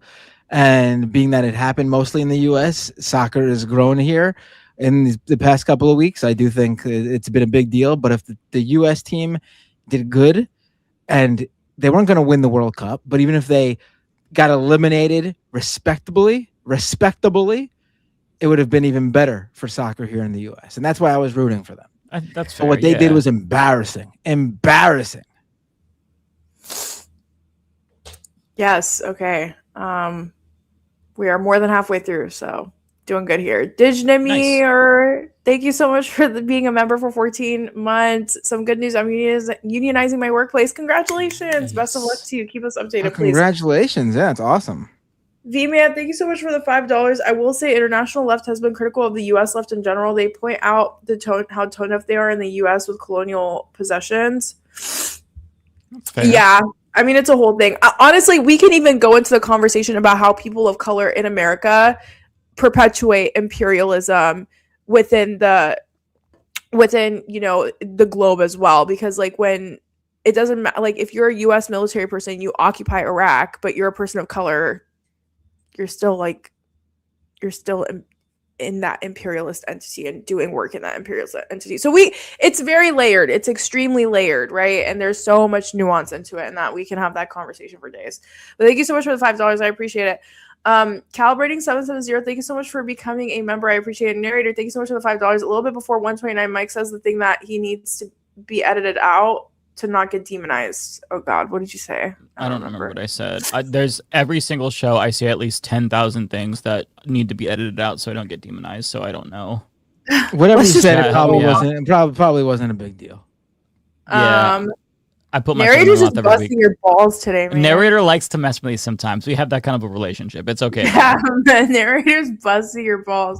V-Man, thanks so much for the $5. Because of this, actually made 20-question quiz on Puerto Rico because I got sick and tired of U.S. leftists and their tone. Oh, I'm sorry. Thanks so much for $5. That sounds really interesting, though. V-Man, thanks so much for $5. This is the first question of the quiz. Which of these isn't a town in Puerto Rico? Barceloneta, Florida, Naguabo, Puerto Plata? I do not know. Does anyone here know? I wouldn't. Well, it looks like Ariana won't be endorsed by any leftists. I think a part of being a leftist is admitting that you don't know. Yeah, no, I agree. I don't know. I agree. If I had to guess, I would say about Florida. The idea of like a litmus test. That's all. Yeah, I would go with Florida too, actually. Yeah, that'd be my guess. But I'm very ignorant about Puerto Rico. It could be a trick question. I'm very ignorant Florida about the United seems like States. the obvious choice, right? Yeah, that's true. It could be. Thank you so much for the $5. Narrator, thank you so much for the $5. The problem isn't with left thinking that we need a consensus on what is red flags and what is red lines. I mean, Agreed. I don't agree. But wait, the problem with left thinking we need. If I'm interpreting that correctly, it doesn't matter. Sorry, I'm just like dragging us down. No, you're fine. I feel might like be too it's up for interpretation, to be honest. My brain might not be capable of processing things this late. So personally, for me, narrator, this is a huge red flag, and this comment in general is my red line. All right, so let's move on. Thank you for the $5. Colombia, Rican, thank you so much for the $2. Exactly, awesome point. Thank you so much. I appreciate it. Arashael, thank you so much for the $5. I'm half Iranian, so Ariana's saying that. Thank you for always speaking up for Mino lives, even when you get talked over by white men who can't take it all. Guys, chat be nice. No, okay, guys, we can take it. I was not being spoken. I mean, to be fair, we were all speaking up. I can't find their super chat though. It's okay. I'm gonna keep going through. To be fair, we were all kind of speaking over each other at one point, but I'm always gonna stand for my people. Thank you so much for $5, though. I appreciate you. Welcome to the chat. V-Man, thank you so much for the $2. Mike totally has the beard of a conquistador. I found that one. He just needs one of those little like hats or helmets that they wore. I don't know exactly what you're talking about. Oh, I did find the other one as well, by the way. Oh, yay. Okay. Okay, I just want to spotlight. Okay. That was thank you so much. I appreciate it. Okay. Wait, now that I'm seeing this comment, talk about me, I think. What? I've consistently said that in this country specifically, a large portion of this country, while racism obviously still exists, there is a significant portion of this country that has come to terms with how this country has treated Black people, Black Americans, African Americans, whereas that same mea culpa has never happened for how this country has treated Arabic people, Muslim people, Middle Eastern people. That is 100% why I've said that consistently. So the idea that that would be me, I don't even see, because we're talking about the Plattner situation. I'm sorry. I don't know anyone else who talked over Ariana, but just me. So I don't, whatever. Ridiculous.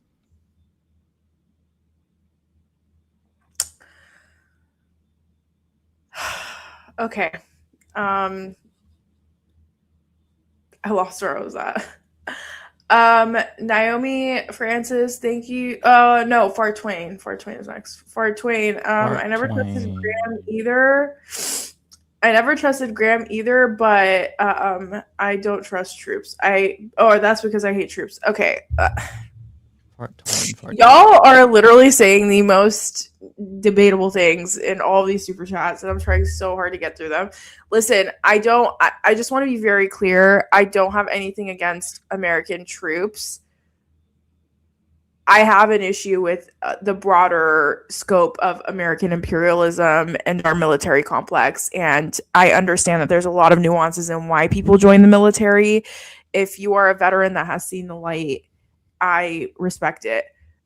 my issue is the veterans that go and they perpetuate these things and they have no issue with it. Like, that's kind of where my line starts. My red line starts getting created, right? Because if you're proud of going on deployment and killing people, then like you can get the fuck out of my face. Like, it's that simple. Naomi Francis, thank you so much for the $5. Ariana is always having the best takes. I'm so glad I found your content. We really need more voices like you in these spaces. Oh, I appreciate it. Thank you so much, Naomi. Thank you. Joseph Kerr, thank you so much for the $5. Ari, you brought the fire this episode. It was very needed. Hopefully it's received as light knowledge instead of burning rivet. Of course. We're all good here, guys. We're all good. We just sometimes get into debates. It's fine. Thank you so much for the $5. Narrator, $10. Thank you so much. Small story, not a big deal, but ICE threatening poll workers at poll stations because of social media criticisms is telling them to sign pledges is probably not something we need to pay attention to. I mean, ICE has been ramping out this whole entire week, so that doesn't surprise me. But yes, thank you for bringing light to it. I appreciate it. Thank you for the $10. Old Man in Philly, thank you for the $5. Thank you for dropping some needed truth. I appreciate you. Thank you for being in the chat as always. RMT Watcher, $20. Wow, thank you so much. I'd really hope for a nice redemption story, but doubted that that's how it would turn out. I'm sorry you caught so much flack from people. There were plenty of signs that Platts. It's okay. It is what it is. Thank you so much for the $20 and thanks for listening to me, chat. Narrator, thank you so much for the $10. It was the electability of a white boy over Crockett that fueled the criticisms of Crockett, making a state race into a national leftist piece. Okay, I think that's a fair point. I kind of see what they're saying there. Do you? I see what they're saying. Yeah.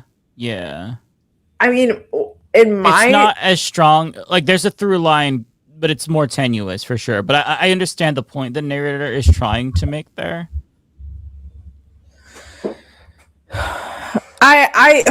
I just feel like when it comes to when people are calling out Jasmine Crockett repetitively in her campaign on her stances with Israel and how little she really did with her platform and all of the power that she had as a congresswoman to speak out against it, and people are still doing this whole white boy shit. Like, I'm sorry, it's very, I feel like it's almost, I said I was gonna go through this chats fast, and we will, but I feel like it's like you guys are speaking over Middle Eastern voices when you do that shit. Like, yes, I agree a lot of colorism had to do with what happened with Jasmine Crockett. No one here is debating that, but it's like, if you're just going to completely gloss over the fact that Jasmine Crockett was a congresswoman and could have done a lot while she was in Congress and deliberately chose not to because she knew she was going to run for Senate, and you're still making this argument to me, like, I'm over it.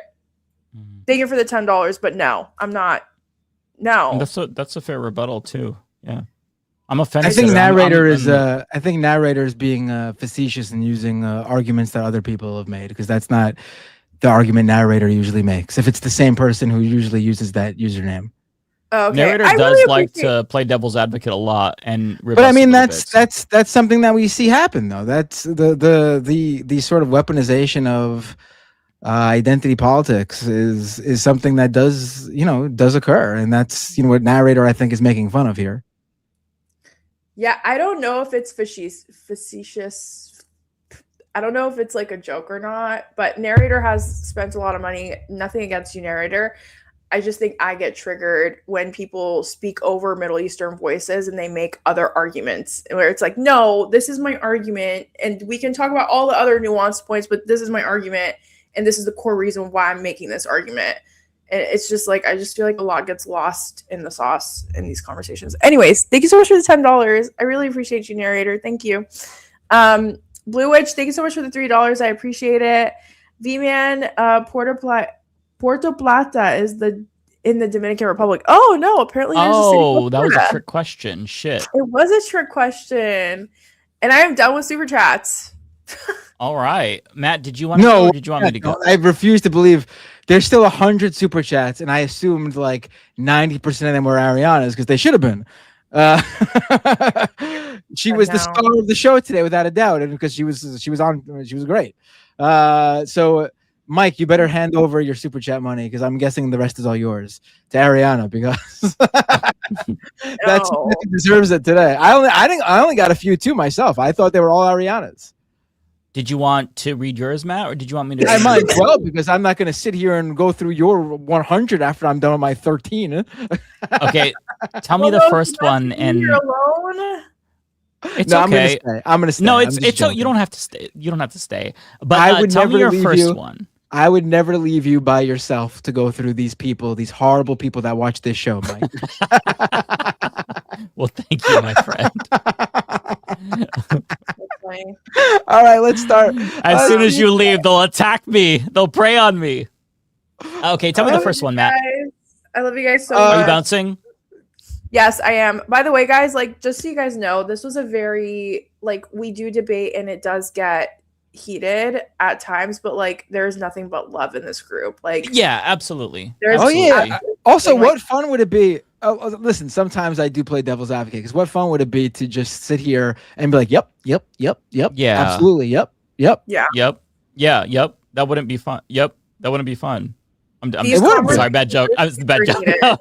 I was yupping. Like, I love Matt. I love Mike. I love everyone on this podcast. Period. Like, there's Notice how she left out David. No, everyone. I said everyone. Well, David's not on this show. David's barely on this show. I love Lance, David, Rebecca. I mean, I love everyone. It ebbs and flows. You know what I mean? But I didn't just say don't Zed. want people to think. Well, I'm he's just, not a I'm just regular. kidding. I'm sorry. I get like fine. annoying when I'm delirious. Just tell me to shut the fuck up. No, And I you're will. fine. You're fine. I just like there's are times where we don't agree with each other, whatever. Like there's nothing but love. So I don't want you guys to think like there's a secret animosity between us or anything. Yeah. Like that. Not at all. We are just political commentators. Sometimes we don't agree with each other, and at the end we shake hands virtually and we go to bed. So. Yeah. I don't want you guys to think that there is some sort of like evil shit happening behind the doors. Same for the chatters. We love the chatters, or at least most of the chatters who disagree in like a nice way, not like a mean way. We love you guys too, even if you But disagree. this is It's a learning important. experience for everyone. For everyone, yeah, for every single person, Okay. for sure. All right, guys. I love you so much. Have fun. You take care. Peace. Bye. Okay. Did you want to read them backwards, Matt? That might be easier to find them for me if I go backwards. Oh yeah, sure. I could go backwards. I could Okay. go forwards, backwards, sideways. However Yeah, because you probably I don't think you got them until you jumped on. So I'm assuming they're going to be in the later half. So maybe sure. you know what I mean. So tell me Yep. the last one you received. Tokyo Han says, "Shout out to all the horrible people." Damn, Tokyo. Tokyo Han says, "Shout out to all the horrible people in the chat. We truly are scum, but it helps Matt keep doing what he does. Stay scummy."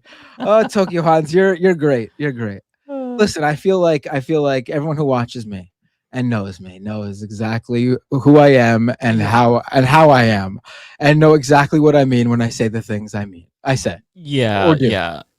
Everyone knows I don't think you're scummy. Because I didn't say that. I said you were horrible people.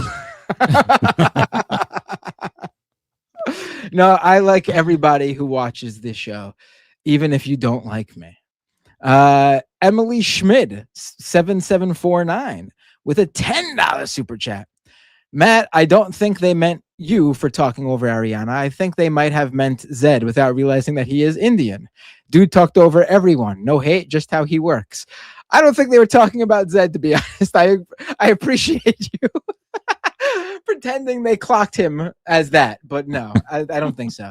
Because people are always complaining that I talk over everyone, which is honestly funny because I try to shut up as much as possible to let other people talk. And the second I chime in, everyone goes, "Oh, here comes Matt again to talk." Yeah, I feel like if there is anyone with and we all kind of do it to an extent, I feel like I am the one who legitimately needs to not talk over people. I have a problem with that I try to work on. It's hard because I get over animated. I feel like I do. I feel like I'm probably one of the worst people. I mean, we all do a little bit, right? But I feel like I need to work on that the most, just like from my own self-reflection. I think it's also hard to understand people talking over each other when it's a remote stream. Yeah. I mean, it's going to happen because the latency issues are not going to perfectly match. I try to recognize that and give extra time to people. And then, in my opinion, you can get something even worse, which is the awkward silence that lasts for a couple of seconds when everyone's waiting to make sure the person's point is done and that their stream caught up. So I'd rather actually interrupt and talk over people because at least it shows liveliness. Because someone clicks onto the YouTube channel and sees the six of us just staring at each other for a couple of seconds, then they're gonna switch off really quickly. They're never gonna find dead air. Somebody did say, yeah, I do talk a lot. I do. I straight up do. Yeah. And poor Lance gets talked over more than anyone because his mic is always a little bit softer, and I boost it as much as I can in StreamYard, but he's still a lot more quiet. So I try to like shut up, but again, like, man, I'm right now I just keep talking. There's no need for it. Like, this is a problem. The person who left the original comment says, I was definitely not talking about Zed. LOL. Yeah. Okay.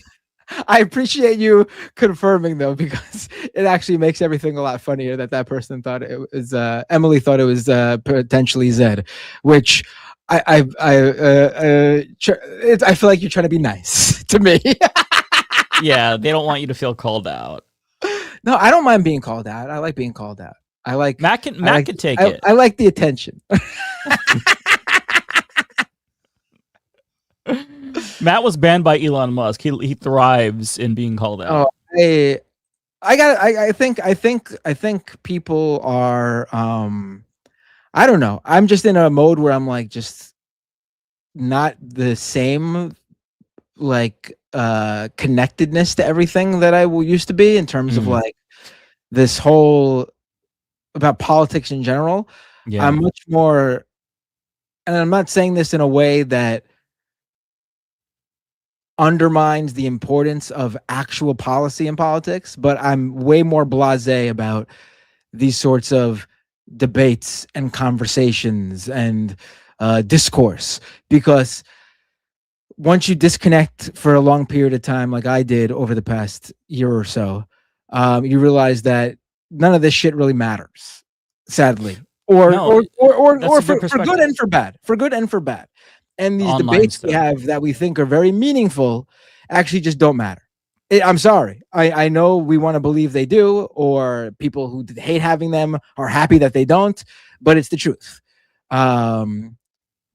Disconnect for a little bit and you'll realize that every show you listen to, politics or otherwise, we are in a bubble and it's just not breaking through. It's just not. And that wasn't the case for the right for a while. And now I think it's actually happening to them too, where I don't think they are taking over. I think something happened along the lines where everything, it just became too much. It was information overload. It was the breaking apart of trusted systems. You could say news media, corporate media, you could blame all that stuff.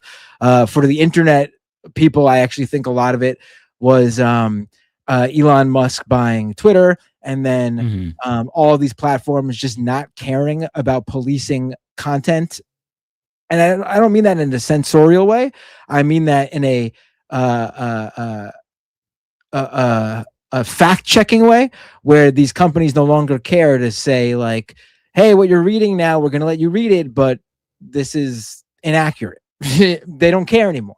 And I think once those lines were blurred and you combine that with most people, and not just Americans, most people's media literacy, you'll find that unfortunately any sort of this intellectual debate or discussion just doesn't fucking matter, because it's not breaking through. It's just not cutting it anymore. You just got to fucking go out there and do. I mean, I think Mamdani is a great example of that. He didn't wade into like any of this shit. He stuck to his talking points of what he wanted to do and connected with people through things like the World Cup and the Knicks, and people fucking love him. I memean, he could have been online having debates about identity politics and going on, but he I don't mean just to single out identity politics. I'm just the first example that came to my mind. I know what you're saying. Talking about anything. That's fair. Yeah, he just that's a fair doesn't. point. And I mean, it's just, does he go on streams? Yeah, sure. Because I guess you still want to interact with people who watch those streams, but the broader public does not know about it. I can't even say they don't care. They don't even know about what we're talking about, what's going on. And it's not because they're uneducated, it's because they simply do not have the time or really, it is time straight up to go into to wade into this stuff. Yeah, no, I agree. We're definitely in a bubble for sure. Definitely. All right, let's go back to super chats. I'm sorry. Alrighty. I got off on a tangent, but that's what I did. Kowalski commented, he's like, the speed reading is going really well. I mean, it's hard for us to just like do that, but yeah, we'll try to pick it up. I'm sorry, Kowalski and everybody else. All right, who's your next one?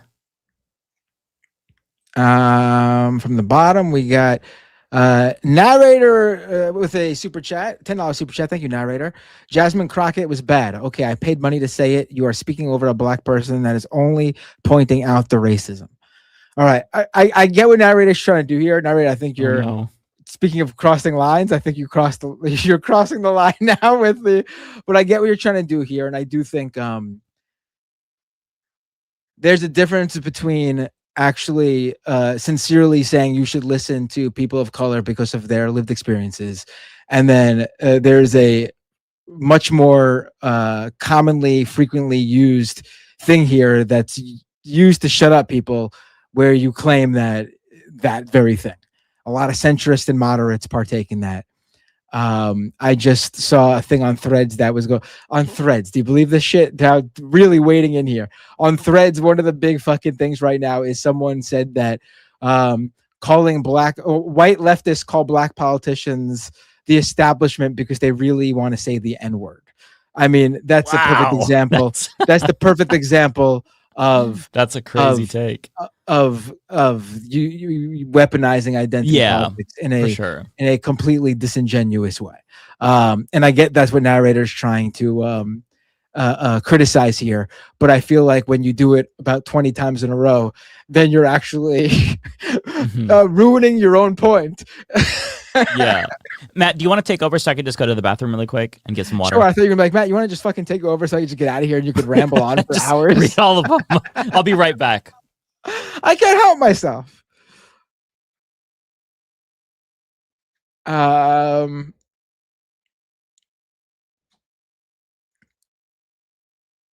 Max Danger, this is not a super chat, but he says, I'm not online, but here's Threads drama. To be fair, I never said I wasn't online. I said I've been less online. For someone like me, I don't think for people who know me, you guys know how online I used to be. I mean, I was talking about Gamergate like months before it broke through. And I was getting shit from Sam Cedar and Michael Brooks for talking about it at the time. Talk about a mea culpa. They said sorry to me for not taking that seriously for years afterwards. And I don't think that's even necessary. I spiked the football a little bit because why not? But I don't think it's necessary to apologize for not being able to see the future. I just don't. All right, let's see. We got super quick. What is this?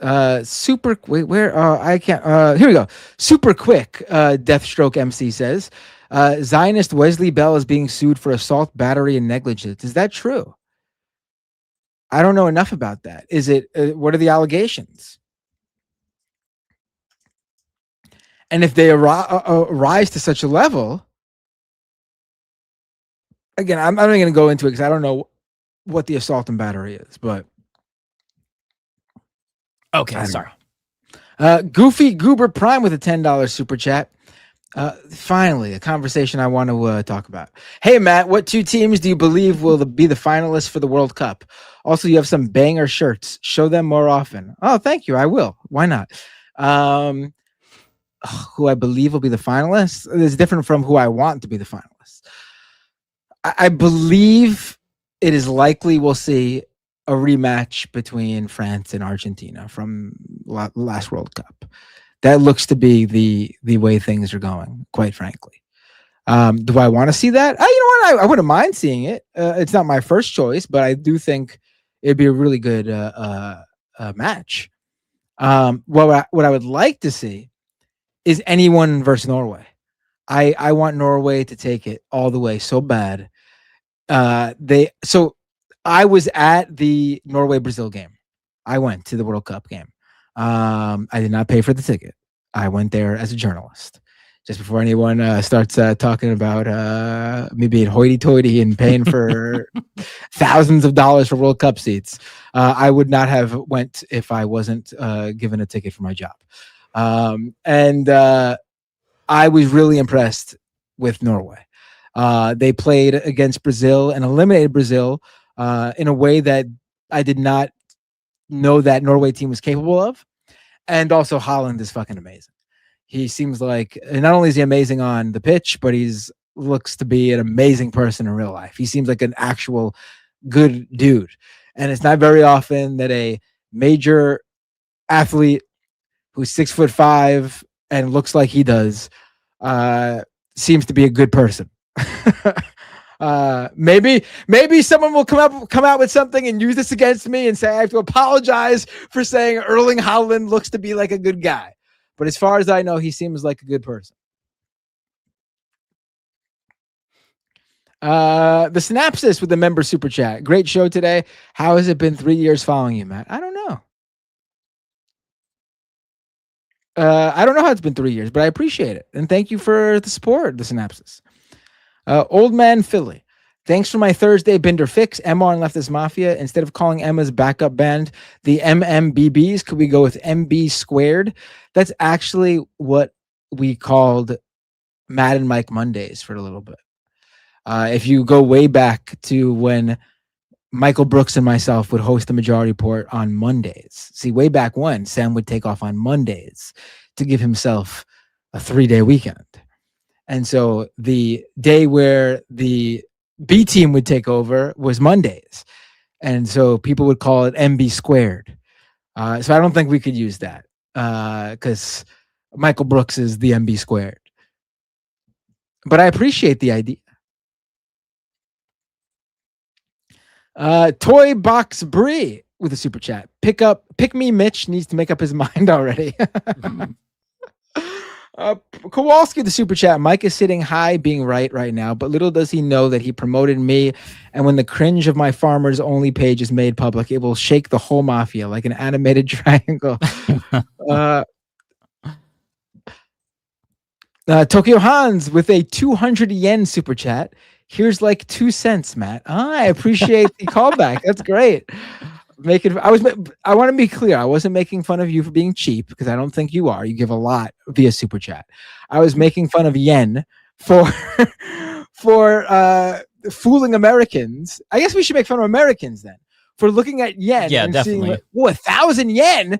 That must be a lot of money.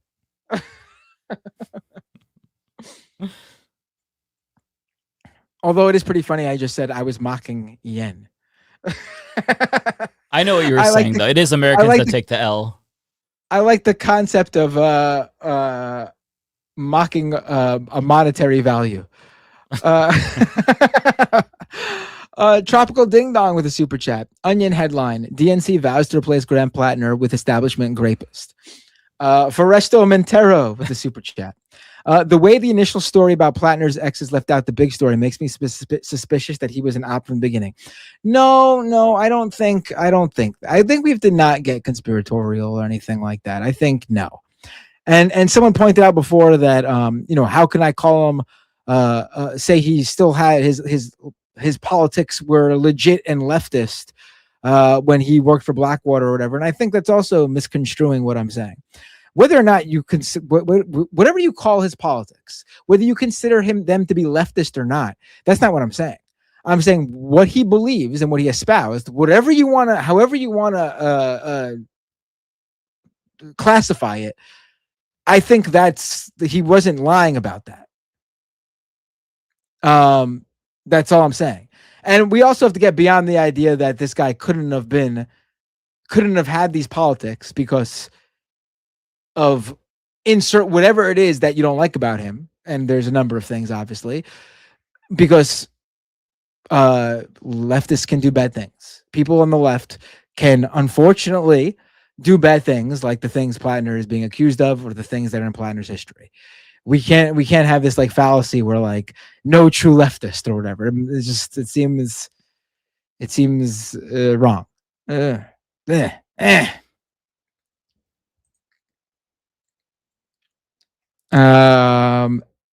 Betty Buccaneer with a $10 super chat. Hello there. Thank you, Betty. That's the most controversial statement that's been said all night. Tokyo Hans with another super chat. I feel like McConnell had his one foot in the grave for so long that he has been trying to out caskets like shoes. One day, my constant "he must be rolling in his grave" jokes will finally come true. Yeah.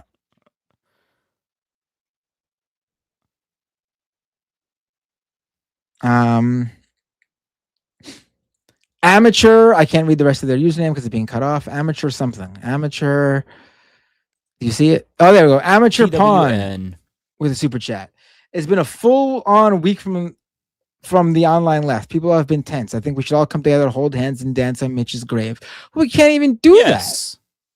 We can't even do that, though.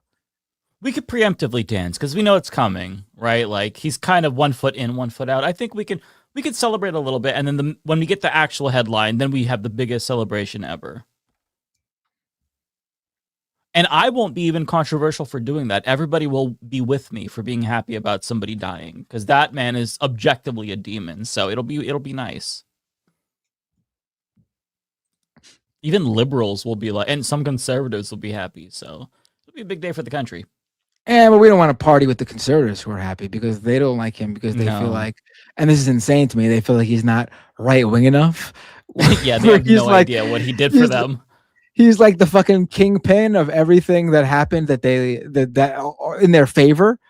Like him, you could like tie everything back to like Mitch McConnell, Newt Gingrich, and a couple other people in that like gang of foes. That really, I don't know what else to call them. No, I mean like if we could get somebody on the left half as effective, like at the institutional level, at the procedural level as Mitch McConnell, we would be in such a different place as a country. Yeah, but you didn't support him. So, I mean, Graham Plattner can become... Too soon. I mean, listen, I'm saying that just to be an asshole and to joke around. But also, I hate to say it, only someone with sort of inscrutable morals could be someone like that, honestly. Because Mitch McConnell goes beyond like playing. I don't necessarily agree. Mitch McConnell went beyond playing the game. He was just I don't agree. Morally,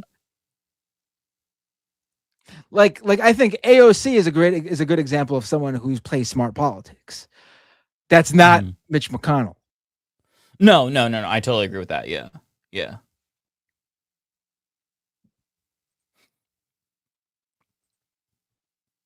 Okay, who's next? I don't even know. I'm trying to say. For us though, says in fun news, someone wrote a serious article about how Hassan found a way to force McConnell to reveal whether he's alive by claiming to be sexting him. Are you serious? I gotta Someone find this. took that seriously? He says they wrote a serious article. Okay, I'll check that out. That's funny if true.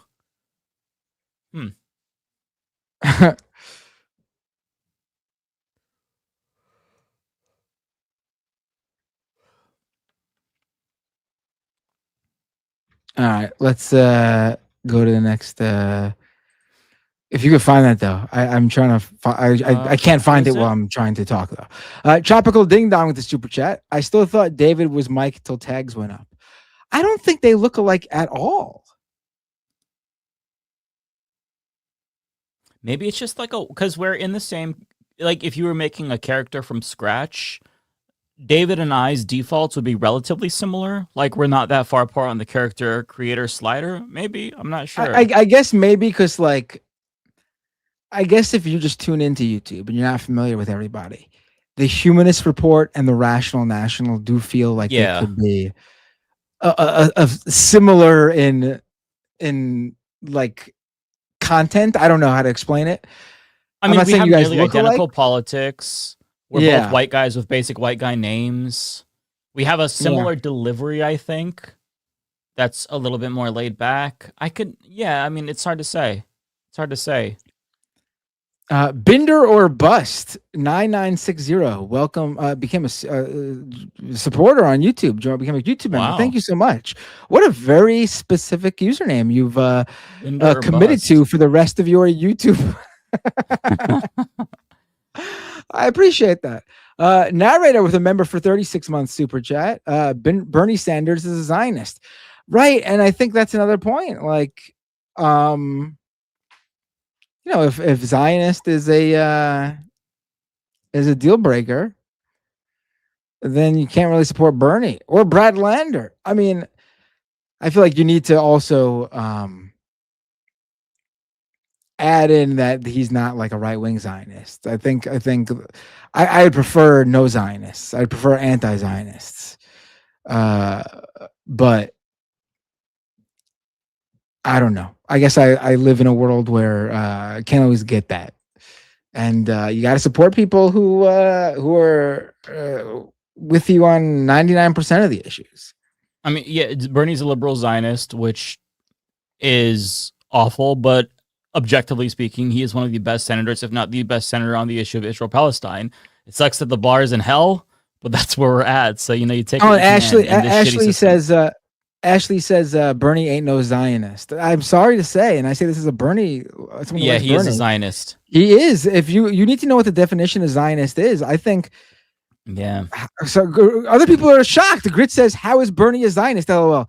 Because he believes in the Israel, the project of Israel as a Jewish state, in particular, an ethno state. Yes. To be clear. Yes. Yeah, he believes that in his own words. I think people are mistaken to the fact that Zionism doesn't just mean that you're Jonathan Greenblatt from the ADL. Yeah. And to be clear, Bernie has come a long way on this issue. If you go back to 2014, those of us old head Bernie bros, we were pulling out our hair during the 2014 Gaza massacre that Israel did, because Bernie was getting confronted about it at town halls, and he straight up was like, Israel has the right to defend itself. Like, I shit you not. So he's come a long fucking way. He really has. Like this is an example of and someone said I can't find it anymore. I don't remember. I don't want to paraphrase either because it was specific, but this is an example of you need to go with someone who votes in the way that you want and not what's in their heart, because Bernie Sanders in his heart believes in a Jewish state of Israel, and he's done things. Although his more recent votes have not reflected this. He's someone who also advocated for that with his role in Congress. He was not that great on the Israel-Palestine issue up until, I would say, 2015, 2016, and still to this day, he's not great on it. He's just better than he was. Yeah, and comparatively speaking, he's good because everybody else is absolute dog shit. Although that's starting to change slowly but surely. Okay, who's next here? Is it Tokyo Han's Gifted? I think I could be out of order though. Yeah. Tokyo Hans with 5 gift memberships. Thank you so much, Tokyo Hans. The Breaker of Walls with a super chat. Point, Matt. We have to show grace that people can change, or we aren't leftist. Yeah, I mean that's what I believe, and I understand the people. I do agree with that. I do agree with that for sure. I also agree with the fact, though, that you need to show that you've changed, and you can't just jump right into a major election and expect people to trust you. Yeah, I think there are different levels of how people of trust, and I think no one is wrong or right for feeling that way. People probably go off that based on their experience, and I think a lot of times we think of negative experiences. Because those are the ones that usually probably affect you the most, which is why you don't trust people. But there's probably people who do trust people because they've done so before, and it turned out the person that they believe changed actually did, and so they have a reason to trust as well.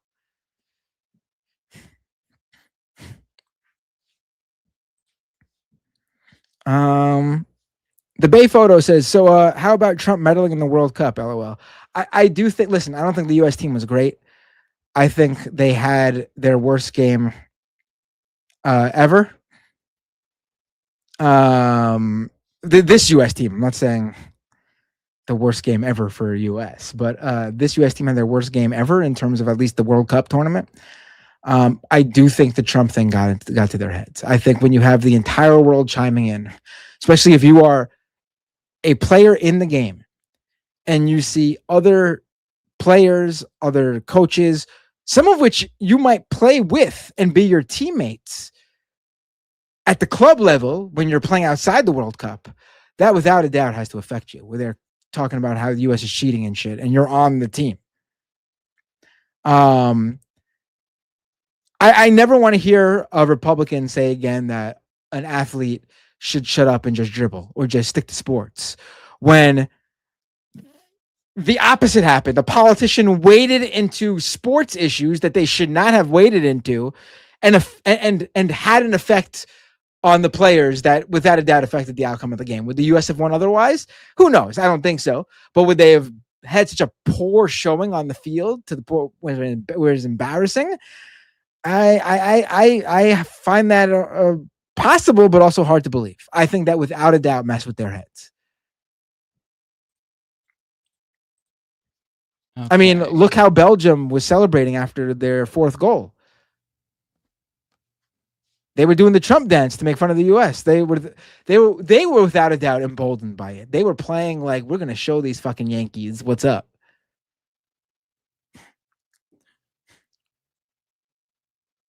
Okay, who's next? Narrator says being a leftist is being right too soon. You were not right soonest here. Pay your grandma flesh and say 40 Karl Marxes. Narrator, I get what you're saying. I think, I'm not as over the top as you are, but I think, I think you know where I am on this. Hunty Money with a super chat. Zed Jelani was a literal Nazi's biggest cheerleader because she was grifting about Israel MTG. Boy, please, we saw you glaze for obvious. Oh, okay. This was the one that. Oh, so they weren't mistaken. Yeah. Okay. Yeah. This was real. Yeah. Well, I did not see him glaze Marjorie Taylor Greene. I would have made fun of him for that. He made numerous raps. He made numerous raps. Actually, I remember. What's his thing called? The freestyle the news. He did numerous freestyles where he's talking about, oh, MTG's my girl, yo. She's the best in the world. We should ask him. Do you remember that Forgiato Blow song about Marjorie Taylor Greene? Maybe he produced that. We should ask him. Yes, he did produce that. Yep. Okay. You down with MTG? Yeah, you know me. You down with MTG?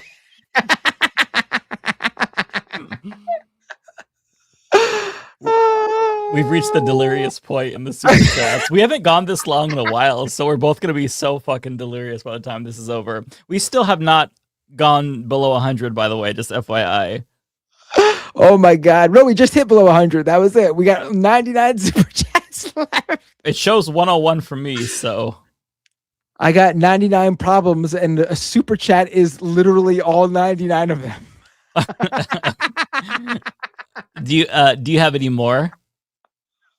I have one more, yeah. Okay. Oh, no, I got a few more. Sorry, my bad. Red Jack 75 with the $10 super chat. Gonna say it, the majority report needs to eat a hell of a lot more crow for shoving that guy in our faces the last 6 months. They need to issue some real apologies as well. No, listen, everyone's gonna say I'm just biased because I'm on the show and I know Emma and everything. Was I as out front? I mean, I don't even know if we discussed this over and over again. I think that there should have been a little bit more caution. I didn't go out there on a limb for him. I said people should vote for him because he's going to be the guy. I said people should vote for him in the primary because he was the most leftist candidate. I was cautious about the constant flow of things. I thought the Nazi tattoo, I get why it was a big deal, but I felt like his rhetoric did not reflect that he was a secret Nazi. But the other stuff I was cautious about. It's funny because everyone focused on the Nazi tattoo, and I thought that was not the big deal at all. And I say that as someone who covers Nazi, like that's literally how it was my whole was known for covering right-wing reactionary groups, neo-Nazis, white supremacists. I've interviewed many experts in that field. I've interviewed people who were preyed upon and became Nazi skinheads and came out of it. I knew exactly that type of person, and that's why I had a good feeling that sort of descriptor for Plattner was inaccurate. But the other stuff I was cautious about. So that's why you won't find any videos of me really talking about him besides the Nazi tattoo stuff, because that's my area of knowledge. Okay, who's next? But I mean, Maine liked the guy and liked his politics, and that's where we had to deal with. I mean, I don't really know what else to say about that other than, I guess a little less, going in for someone, a little bit more straightforward. Listen, this is the guy based on how things are going, and this is why you should support him or at least vote for him if you're in Maine. We get your criticisms, but this is the way things are going right now, and this is the choice that we have. This is the lesser of two evils, even if you want to describe it as that. But he's not running anymore.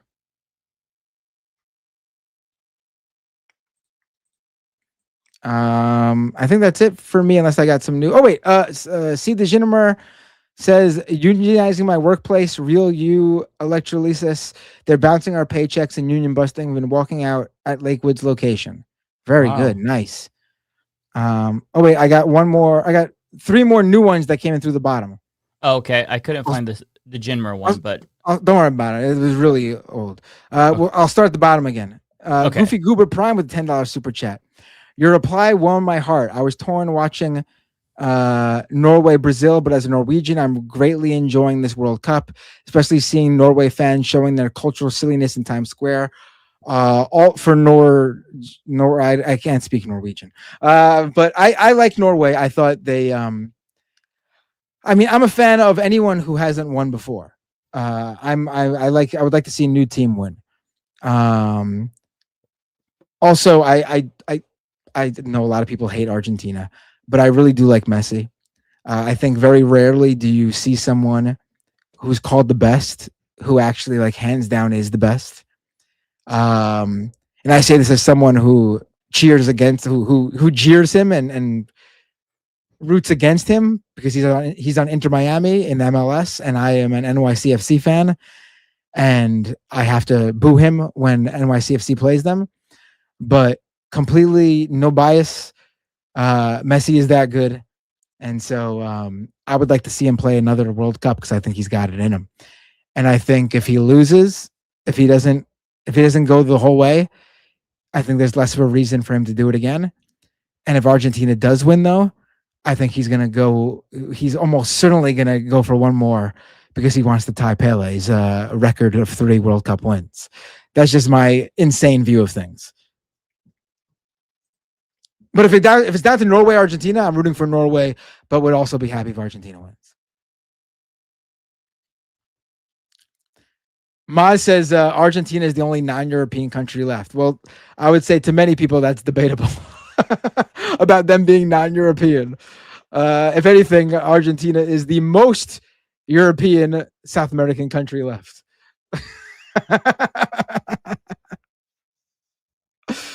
Listen, if you were against Plattner because of the Nazi tattoo, then you definitely cannot support Argentina.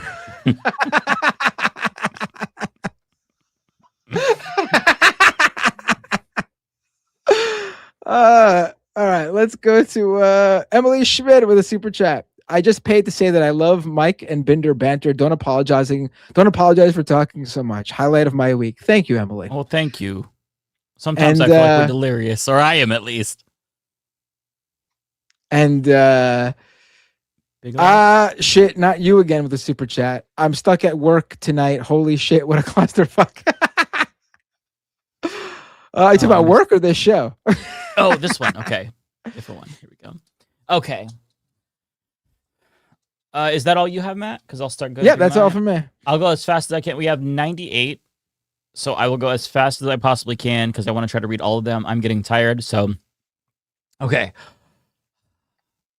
The Grand Regent of Viltrum, $10. Thank you. I can see the future. I see fire, mayhem, and upheaval in the late 2020s. Something, I don't know what, will make our society explode like a nuke. The 2030s and 40s, however, are going to be very bright. Well, thank you for the doomer yet optimistic ending to that. Douche, thanks for the 10. Mike, check out Nathan Ong Norris, who is a DSA member running for Multnomah County Commissioner District 2 this upcoming November in Oregon. I will check him out. Okay, cool. Max Pokebra says Blackwater, the tattoo, and him lying about being a working class should have been disqualifying. His dad is a lawyer and his granddad was an architect. Totally agree. I mean, I think being an oyster farmer or whatever, I think that's working class. It's not maybe. I mean, it's also a blue collar job too. I was about to say it might not be a blue collar job, but I'm sorry if you are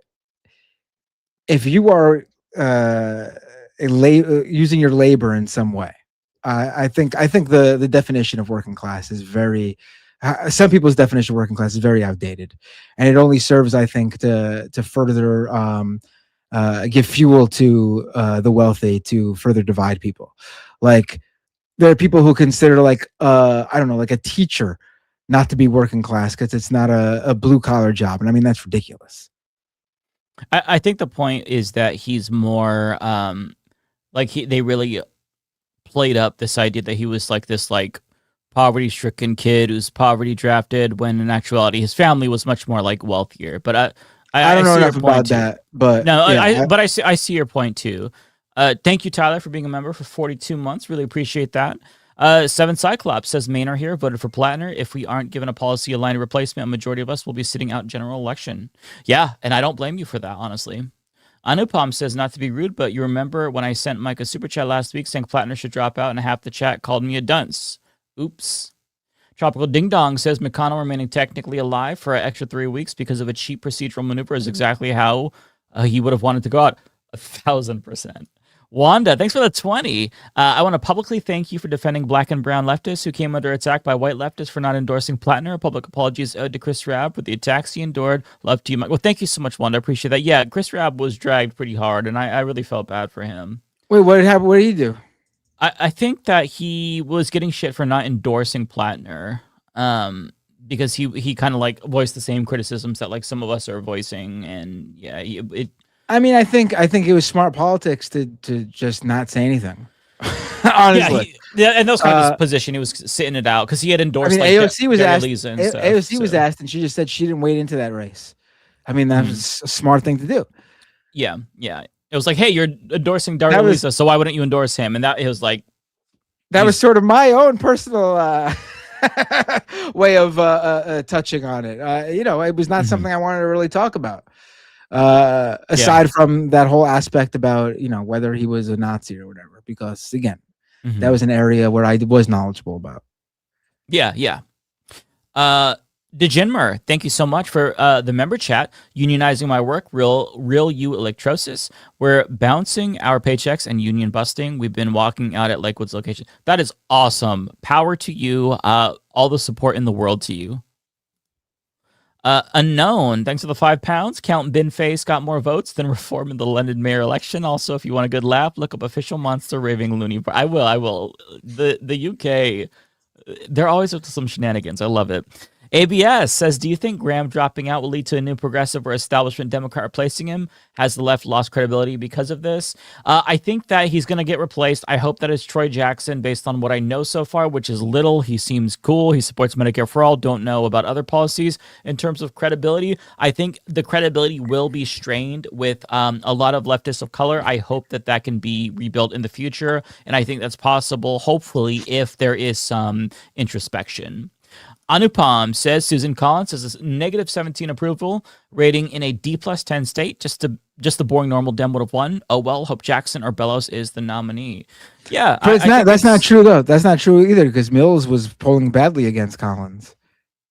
Oh, fair point. Yeah, fair point. It's not true. It's just not. Maine was clearly. They need a progressive. Like, I mean, people. It's not just about Plattner. People clearly wanted progressive policies. So they need to have some sort of democratic process where that is facilitated, where they can choose somebody who is progressive that supports the policies that Plattner supported. Bad idea. Bad idea. I hate to do this. Bad idea. Society says Binder would probably get this, but when the Harris twins would come out on TNA, people would go nuts about their Nazi gear.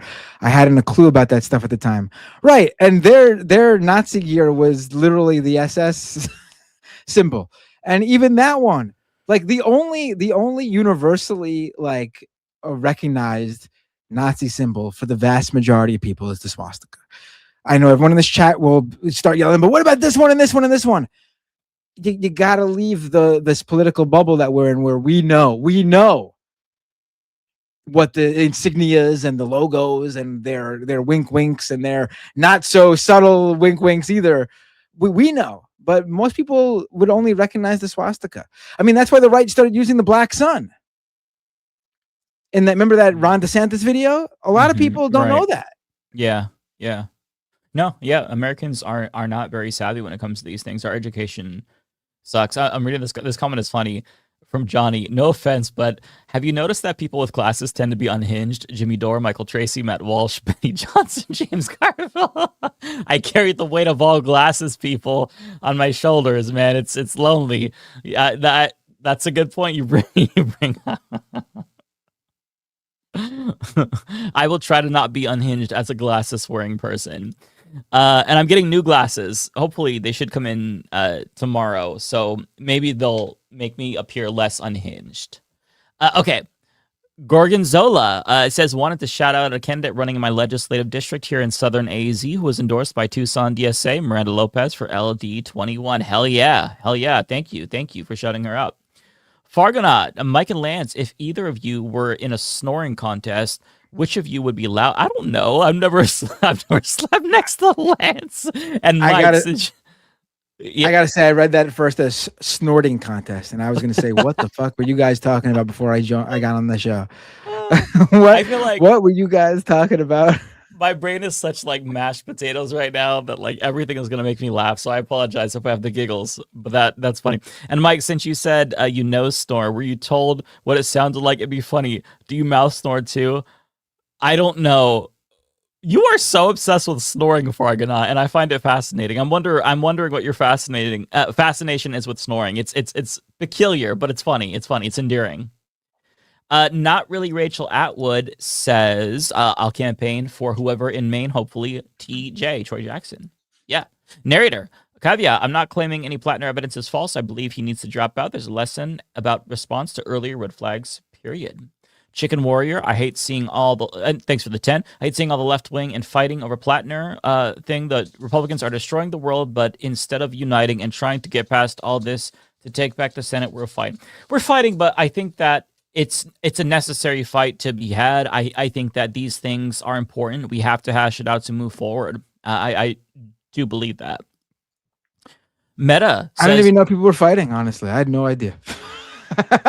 Yeah, I mean, like, yeah, this podcast is probably not the best example. I feel like, we got like passionate, but we were really like, but like in general, I've seen the fight online I've seen has been like moderate Dems, like near attendant, like I brought up before, trying to use this to attack the left. That's all I've seen. I haven't seen any real left on left fighting. Maybe those few weirdos who are trying to like defend him against these allegations.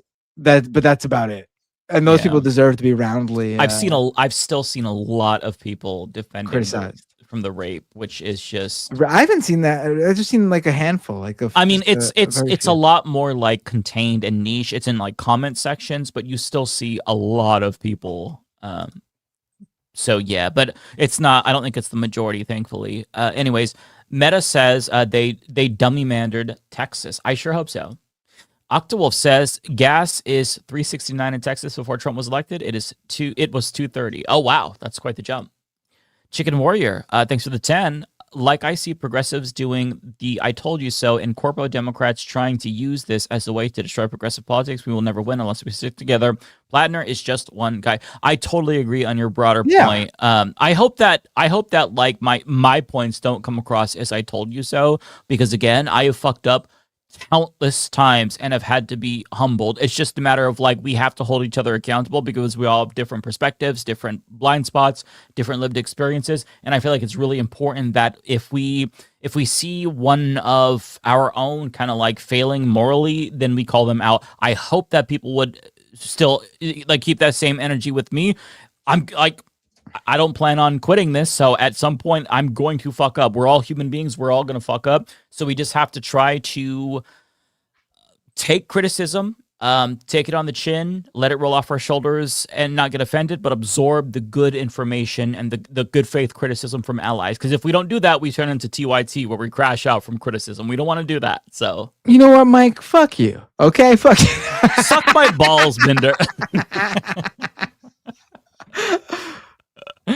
Not really Rachel Atwood. Count Binface for MP of Clacton on the Sea. Narrator. But and thanks for the 10. But it is still true that I'm slurring my words. Oh my God, I'm so tired. That the beneficiaries are billionaires, the surveillance state, both political parties and IDF and the corporate media. Narrator, thanks. Or Tokyo, thanks for being a member for 29 months. Appreciate that. Psychedelic, thanks for the 10. I genuinely think there needs to be for some form of self-critique on the American left for letting Plattner get as far as he could, and how that happened. Black leftists have been warning about this. Yeah, I totally agree, 100%. But this is where I disagree. How? Let him get as far as we go with leftists should have gone to Maine and campaigned against Plattner. Like the people, like the reason Plattner got to where he was because the people of Maine supported him. I mean, I don't know what else to say about it. I think maybe what they meant is that instead of like maybe not letting him get this far, not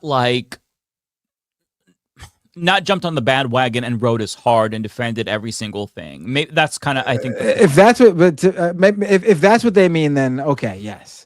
Because I agree. Like the left, generally speaking, most of us had no control. We weren't in Maine, but I agree with the overall point that we just need to take into account voices of people who kind of get drowned out in this space because it's a mostly like white dominated space, and I think that we can learn a lot from each other, especially people who have different experiences than us. So like that was kind of like the overall point that they were making. I think that I definitely agree with.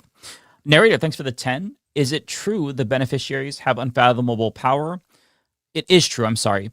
It is true they have a history of using false allegations of SA in the aftermath of October 7th and have been silent on systemic SA on IDF prisons. But yeah, that's not the case of Graham Plattner. I know that's not what you're implying, but just to be clear, in case anybody thinks that's not the case with Graham Plattner. His girlfriend did not work for Israel. She's just a regular-ass American woman who lives in Maine. Tokyo Hans, Halloween in 3 months. Can you dress like Pierre Polyev or just dress like it regularly to try to trick people into thinking you are Canadian? Maybe I will. DJ Yankees says Victor Marx is somehow less embarrassing than our current Redditor-in-Chief, Jared Polis. You may be right. I didn't think about that. Unknown says you should have Mr. Cody Dollar on. He's hilarious. He does short-form videos on UK politics. Very funny. We'll look into him. Chicken Warrior says the Dem Party has to let the people of Maine choose his replacement or we are cooked. They liked Plattner's policies at the end of the day, but the Dems will mess it up probably because they hate the left. 1000% agree with you. Yeah, this cannot be some top-down thing. It has to be a democratic solution. That's one thing I think all of us can agree on with regard to the Plattner situation. Philip says, character informs policy. You can't separate that. Olivia says, the New York Times article describes abuse. What? Snappy says, Matt just said there's no way of being able to predict this would happen to call with 4 people who predicted this would happen. Angel says, Maine liking him doesn't mean leftists should have backed him. Pendulous Dragon, thank you for being a member for 32 months. Tej says, Mike, you named Anna. Why not Majority Report? They were fanboys through and through and gaslit listeners and viewers who were calling out the patterns. I think this is probably before I did name Majority Report people, but yeah, I have no problem criticizing them. I would hope that they would also criticize me if they felt like I was in the wrong. I feel like I respect them and they respect me enough to be able to do that. So yeah. Bayphoto says, had you been holding back since bowing out of the Plattner discourse last fall because you unleashed your full thoughts in your video? Loved it. I have been holding back, if I'm being honest, because it's really hard to. It was just futile. Resistance was futile, and in the event, I was able to be successful. Then it's like, what do I accomplish? I hate Plattner, but if if I was able to take him down, then I'm doing the bidding of Susan Collins. I'm just the useful idiot. So it really felt like a no-win situation. It was really, really frustrating. But yeah, I was holding back. I was definitely holding back until this week. Thank you for being a member for 2 years, Tony. Appreciate you. Justin says, some chatters on here are missing the point by just attacking Matt and David, thinking you guys are attacking them when that's not what's happening. This is a learning experience for many of us. Yeah, I hope that it didn't come up. And I don't think that Matt and David would think we were, or hope that they don't think that we were attacking them. That at least wasn't my goal. We just have disagreements, and we have to it was important to hash it out. And I feel like our disagreements aren't even that far in the end, like when it comes down to it. Lux says Binder and Dole's behavior right now is the only reason why POC leftists like us are so fed up right now. I don't want to call them out. I don't think that they were the biggest offenders on the Plattner thing, but want to move on from that. Octo says, I'm working to save and fix Texas. Hey, good on you. Tropical Ding Dong says, I think Zed is wrong. If main DNC selects a Zionist centrist, it sinks leftist politics. Narrator says, I appreciate that Plattner being a white man. Closer to that, the more you get to speak, but maybe that's the problem. LOL JK, but serious. Laugh, y'all. Chris, this convo is democracy at work. Fine job, my friends. Yeah. Jeremy says, we have to hold our own to a higher standard before we hold opponents to any standard. Agree. Rachel Atwood says he was a TMBS fan. It's hard to attack your own. Yeah, absolutely fair point. Chicken Warrior says, I honestly don't think any of this would change until we have a true, robust leftist grassroots organizations and civic leaders working together. Fair point. Spot says, I feel dumb for believing in and betrayed by Plattner. Rough day. It happens to everybody, man. It's happened to me hundreds. If you've been watching Human's Report since 2015, you've seen me eat shit a million times. Again, and I was a Jimmy Dore friend. I think that's a problem, though. You shouldn't feel that way. Honestly, you shouldn't. Because then you just tap out. Just never trust anyone again. You can't see into the future. And the fact that when the situation changed, you changed your views. I mean, that's how things work. You're not a soothsayer. This isn't the Ides of March. You're not, no one's telling you, Caesar, beware the Ides of March. It's just not how it works. And I promise you, if I could take back so many things I've said on camera, I probably would. My views have, it's not that they've changed radically over the years, but just decisions I've made, things that I've covered, I would have changed a lot. So we just do the best that we can, man. That's all that we can do. We do the best that we can. Hooligan says Anna got harassed by Jimmy Dore and kept quiet for 4 years. Yeah, that happens. People don't necessarily feel comfortable coming out immediately. Jay says, hi guys, I'm going to be honest. I'm kind of irritated with some commentators for not taking the L. If we can't be socially aware, then it kind of feels like we're not much better than MAGA. Yeah, and that's why I try my best to be introspective personally, because I don't want to be like MAGA. And I have family members who just will never, ever, ever admit that they're wrong. So I try my very best to hit that reset button on something I believe. I mean, listen, I was raised evangelical, right? So I had to hit the reset button on my entire life.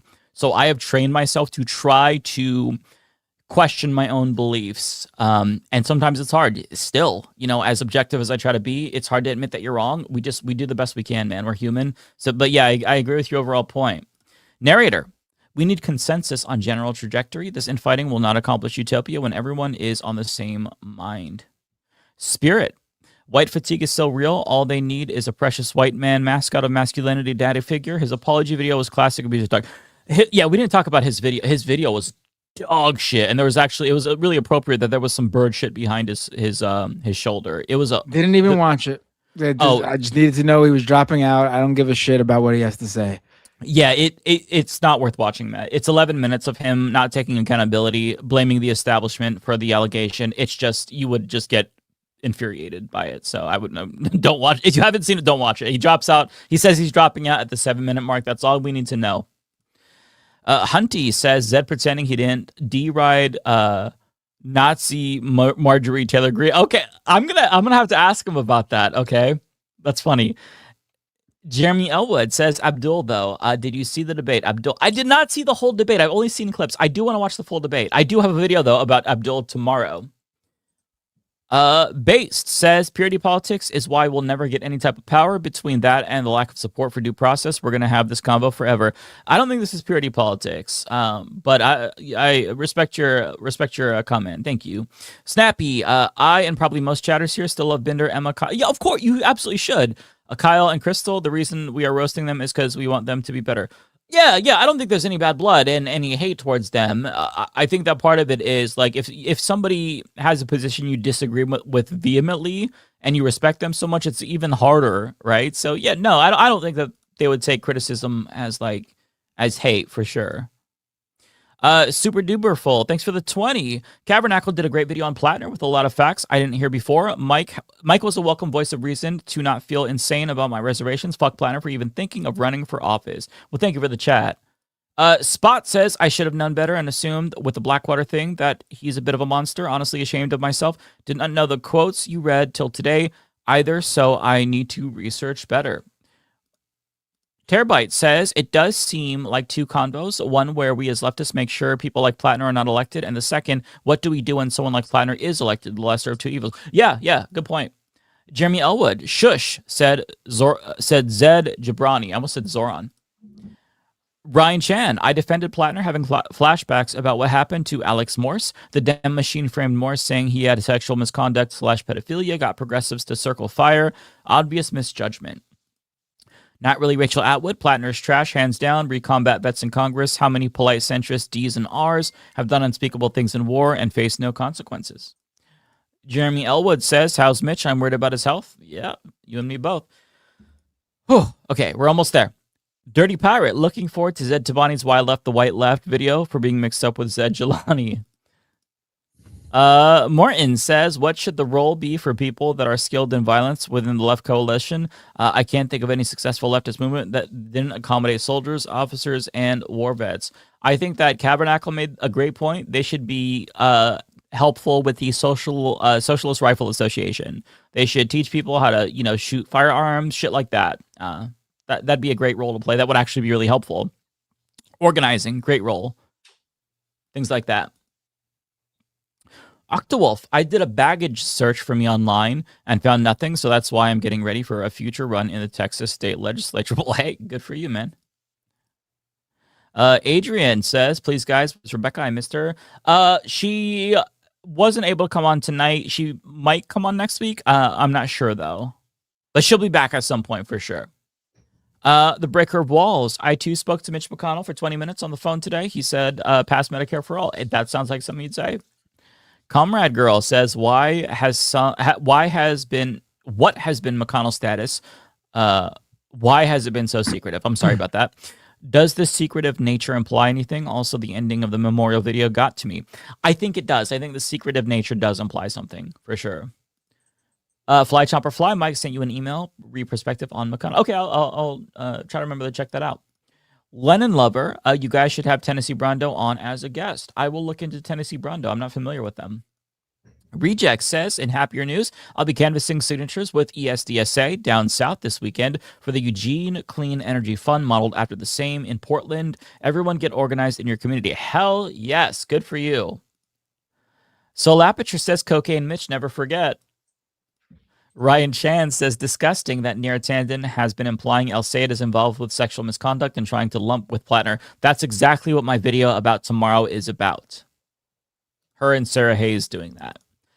Chris Corcoran says Fetterman needs the STFU about Plattner. Just because Plattner is trash doesn't mean the Zionist ogre ass Breaking Bad reject isn't also trash. 1000%. Cartoon, thoughts on the Xbox layoff week after the PS drama? Man, I'm just sad. I'm tired. The video game industry is such a fucking dumpster fire. Jeremy Elwood, wow, $100. I think this might be for Ariana. I'm not 100% sure. Either way, Jeremy, that is incredibly kind. If you send this to me or Ariana, I think it's to Ariana. Just checking here. Yeah, this is to Ariana, I want to say. So thank you so much. That's really kind. She would be so thankful. To Ariana, we've large Persian community here. Ex-fiance was Persian, fell in love with her, the food, the culture, the people. Don't know if you have family in Iran. If so, no, I'm wishing you and yours safety. Groma Sabzi tonight and then saw you here. It made me reflect. Thank you for that. Justin, thanks for the 20. Since the Plattner fallout, I feel like some on the left are become too focused on outing each other. People should feel vindicated, but case in point, I didn't support him, but people saying I'm not a leftist because I won't dunk on leftists. I don't think it's about feeling vindicated. I think that people just would like others to understand what the contention was and what the real what the disconnect was. That's what I think it is. That's at least like for me. I really want people to understand my perspective and what I'm trying to argue and why I think it was valid to take the red flags seriously. Angel, here's $5. Find Satan instead. I will. Thank you. Hail Satan. Snappy says, Ariana had a great point earlier. I'm worried that a lot of leftists I respect and love will feel principled. They dropped Plattner now, not introspective on how to not have to do that in the future. Yeah, I hope that everybody's introspective. I myself am trying to be introspective as a result of this entire kerfuffle because I think there's a lot of really important lessons we can learn. Old Men in Philly, can we turn over all vetting of candidates to the DSA now? That would be nice because they very clearly know what they're doing. Whoopster says, I'm sorry, Ariana, I forgot this is the left where everyone is right too early. Googly Moogly says the idea of the white U.S. leftists being different from international left POC is correct. Can't criticize Amber Heard, Taylor Swift, Ukraine applauding a Nazi. Plattner was the white hero they wanted. Fernando says, not excusing Plattner, but I'm sick of how this only matters when the establishment wants it to matter, and when it's progressives, it matters so much that they try to discredit the whole movement. Old Man in Philly says, thanks for caring about blind spots. They're important to recognize. Yeah, for sure. And I am always trying to address mine as well, because you're never not going to have blind spots if you're a human being. So you just got to try to address them. Cartoon says, thoughts on the anti-woke, still doubling down on bashing the Odyssey. Well, the film is getting great early buzz. Do you think it will fail? I think the film's probably going to do well. I have no idea, but if I had to guess, it'd do well, but I'm going to go see it just to spite the right. Cartoon says, I mean with the film getting great buzz, not will. Oh, okay. Yeah. I mean, I don't care what the right says anymore. They've rehashed this playbook of being offended, woke this, woke that. I don't give a shit anymore. They're just farting in the wind at this point. I don't think anybody even cares. Vic says, Mike, you were cooking in my opinion. Well, thank you. I appreciate you. I hope that other people found my points compelling and it didn't just sound like I was screeching insufferably. Synapse, thanks for being a new member.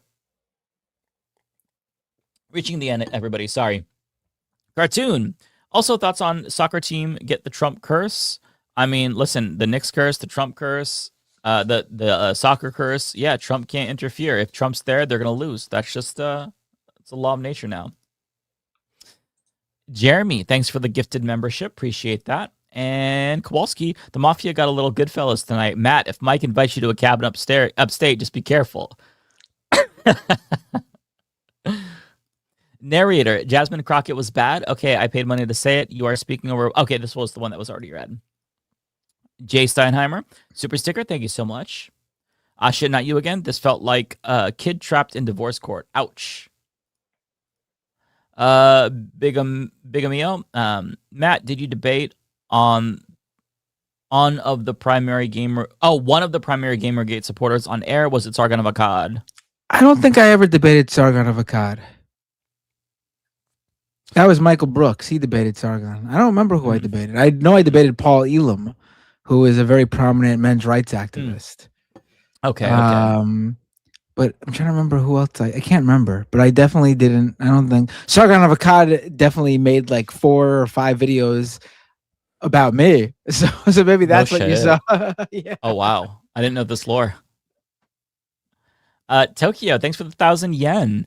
I think the Mike and David confusion is due to their channel names, color scheme. It's easy to mix it up. I am guilty of it. I also always get confused between Matt and Ariana, though. I mean, that makes sense. They do have a lot of similarities as well. They both have brown hair. No, I love that. We both lust over Kowalski. Yes. But I think that's a fair point about David and I's channels. Same color schemes and stuff like that, like the white background with the text. I don't think that that's too big of a stretch to like mix this up. Sometimes I'll get mixed up with Kyle. It's more David, but sometimes I get a Kyle too. Taco Face Fart. I hope the new candidate is hot. Don't we all? Emily, Mike, have you seen the Canadian lib commentator Josh Bond? He looks like a Canadian centrist version of you, Mr. Josh Bond. I'll check him out. I haven't seen that person. Omega Star, just dipping in for a sec. Hey, nice to see you. Damn, Omega gifted 50 memberships to Ariana.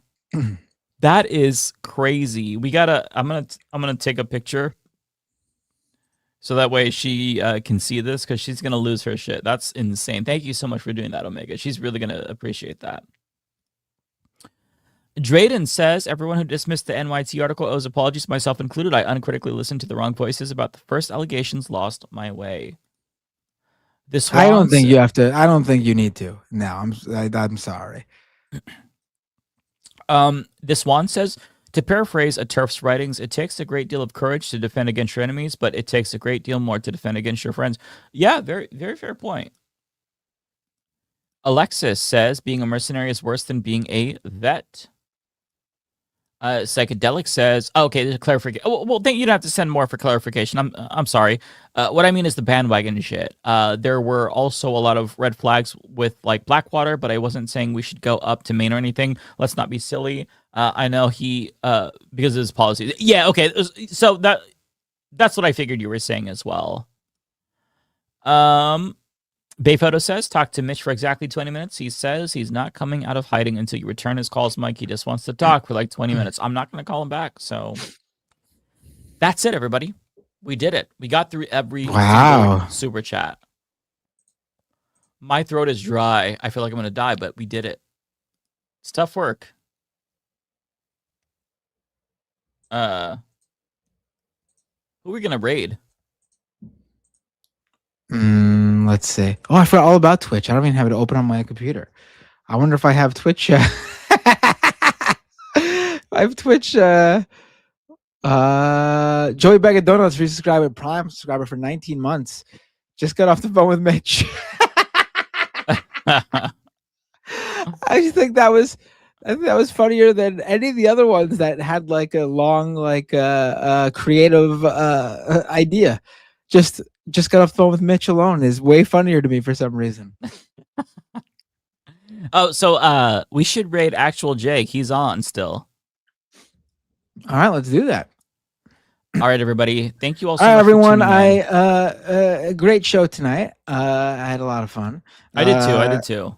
I appreciate all of you, even those of you who disagree with me, and that's totally fine. It's okay to disagree with me.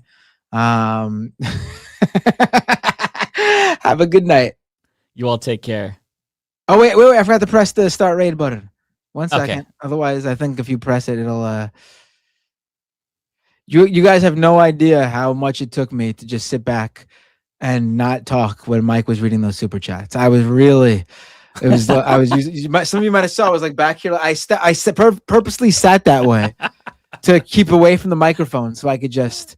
not go off on every comment. It's hard because we're both very opinionated and people bring up points that are awesome that you want to respond to, but also sometimes maybe we don't necessarily agree. So it is hard, but yeah, we had so much. We just couldn't. Hopefully people understand. I'm ready, by the way, to raid whenever you are. It's queued up for me. Oh, it's I'm pressing raid now. All right, everybody. We will see you next Thursday. You all take care.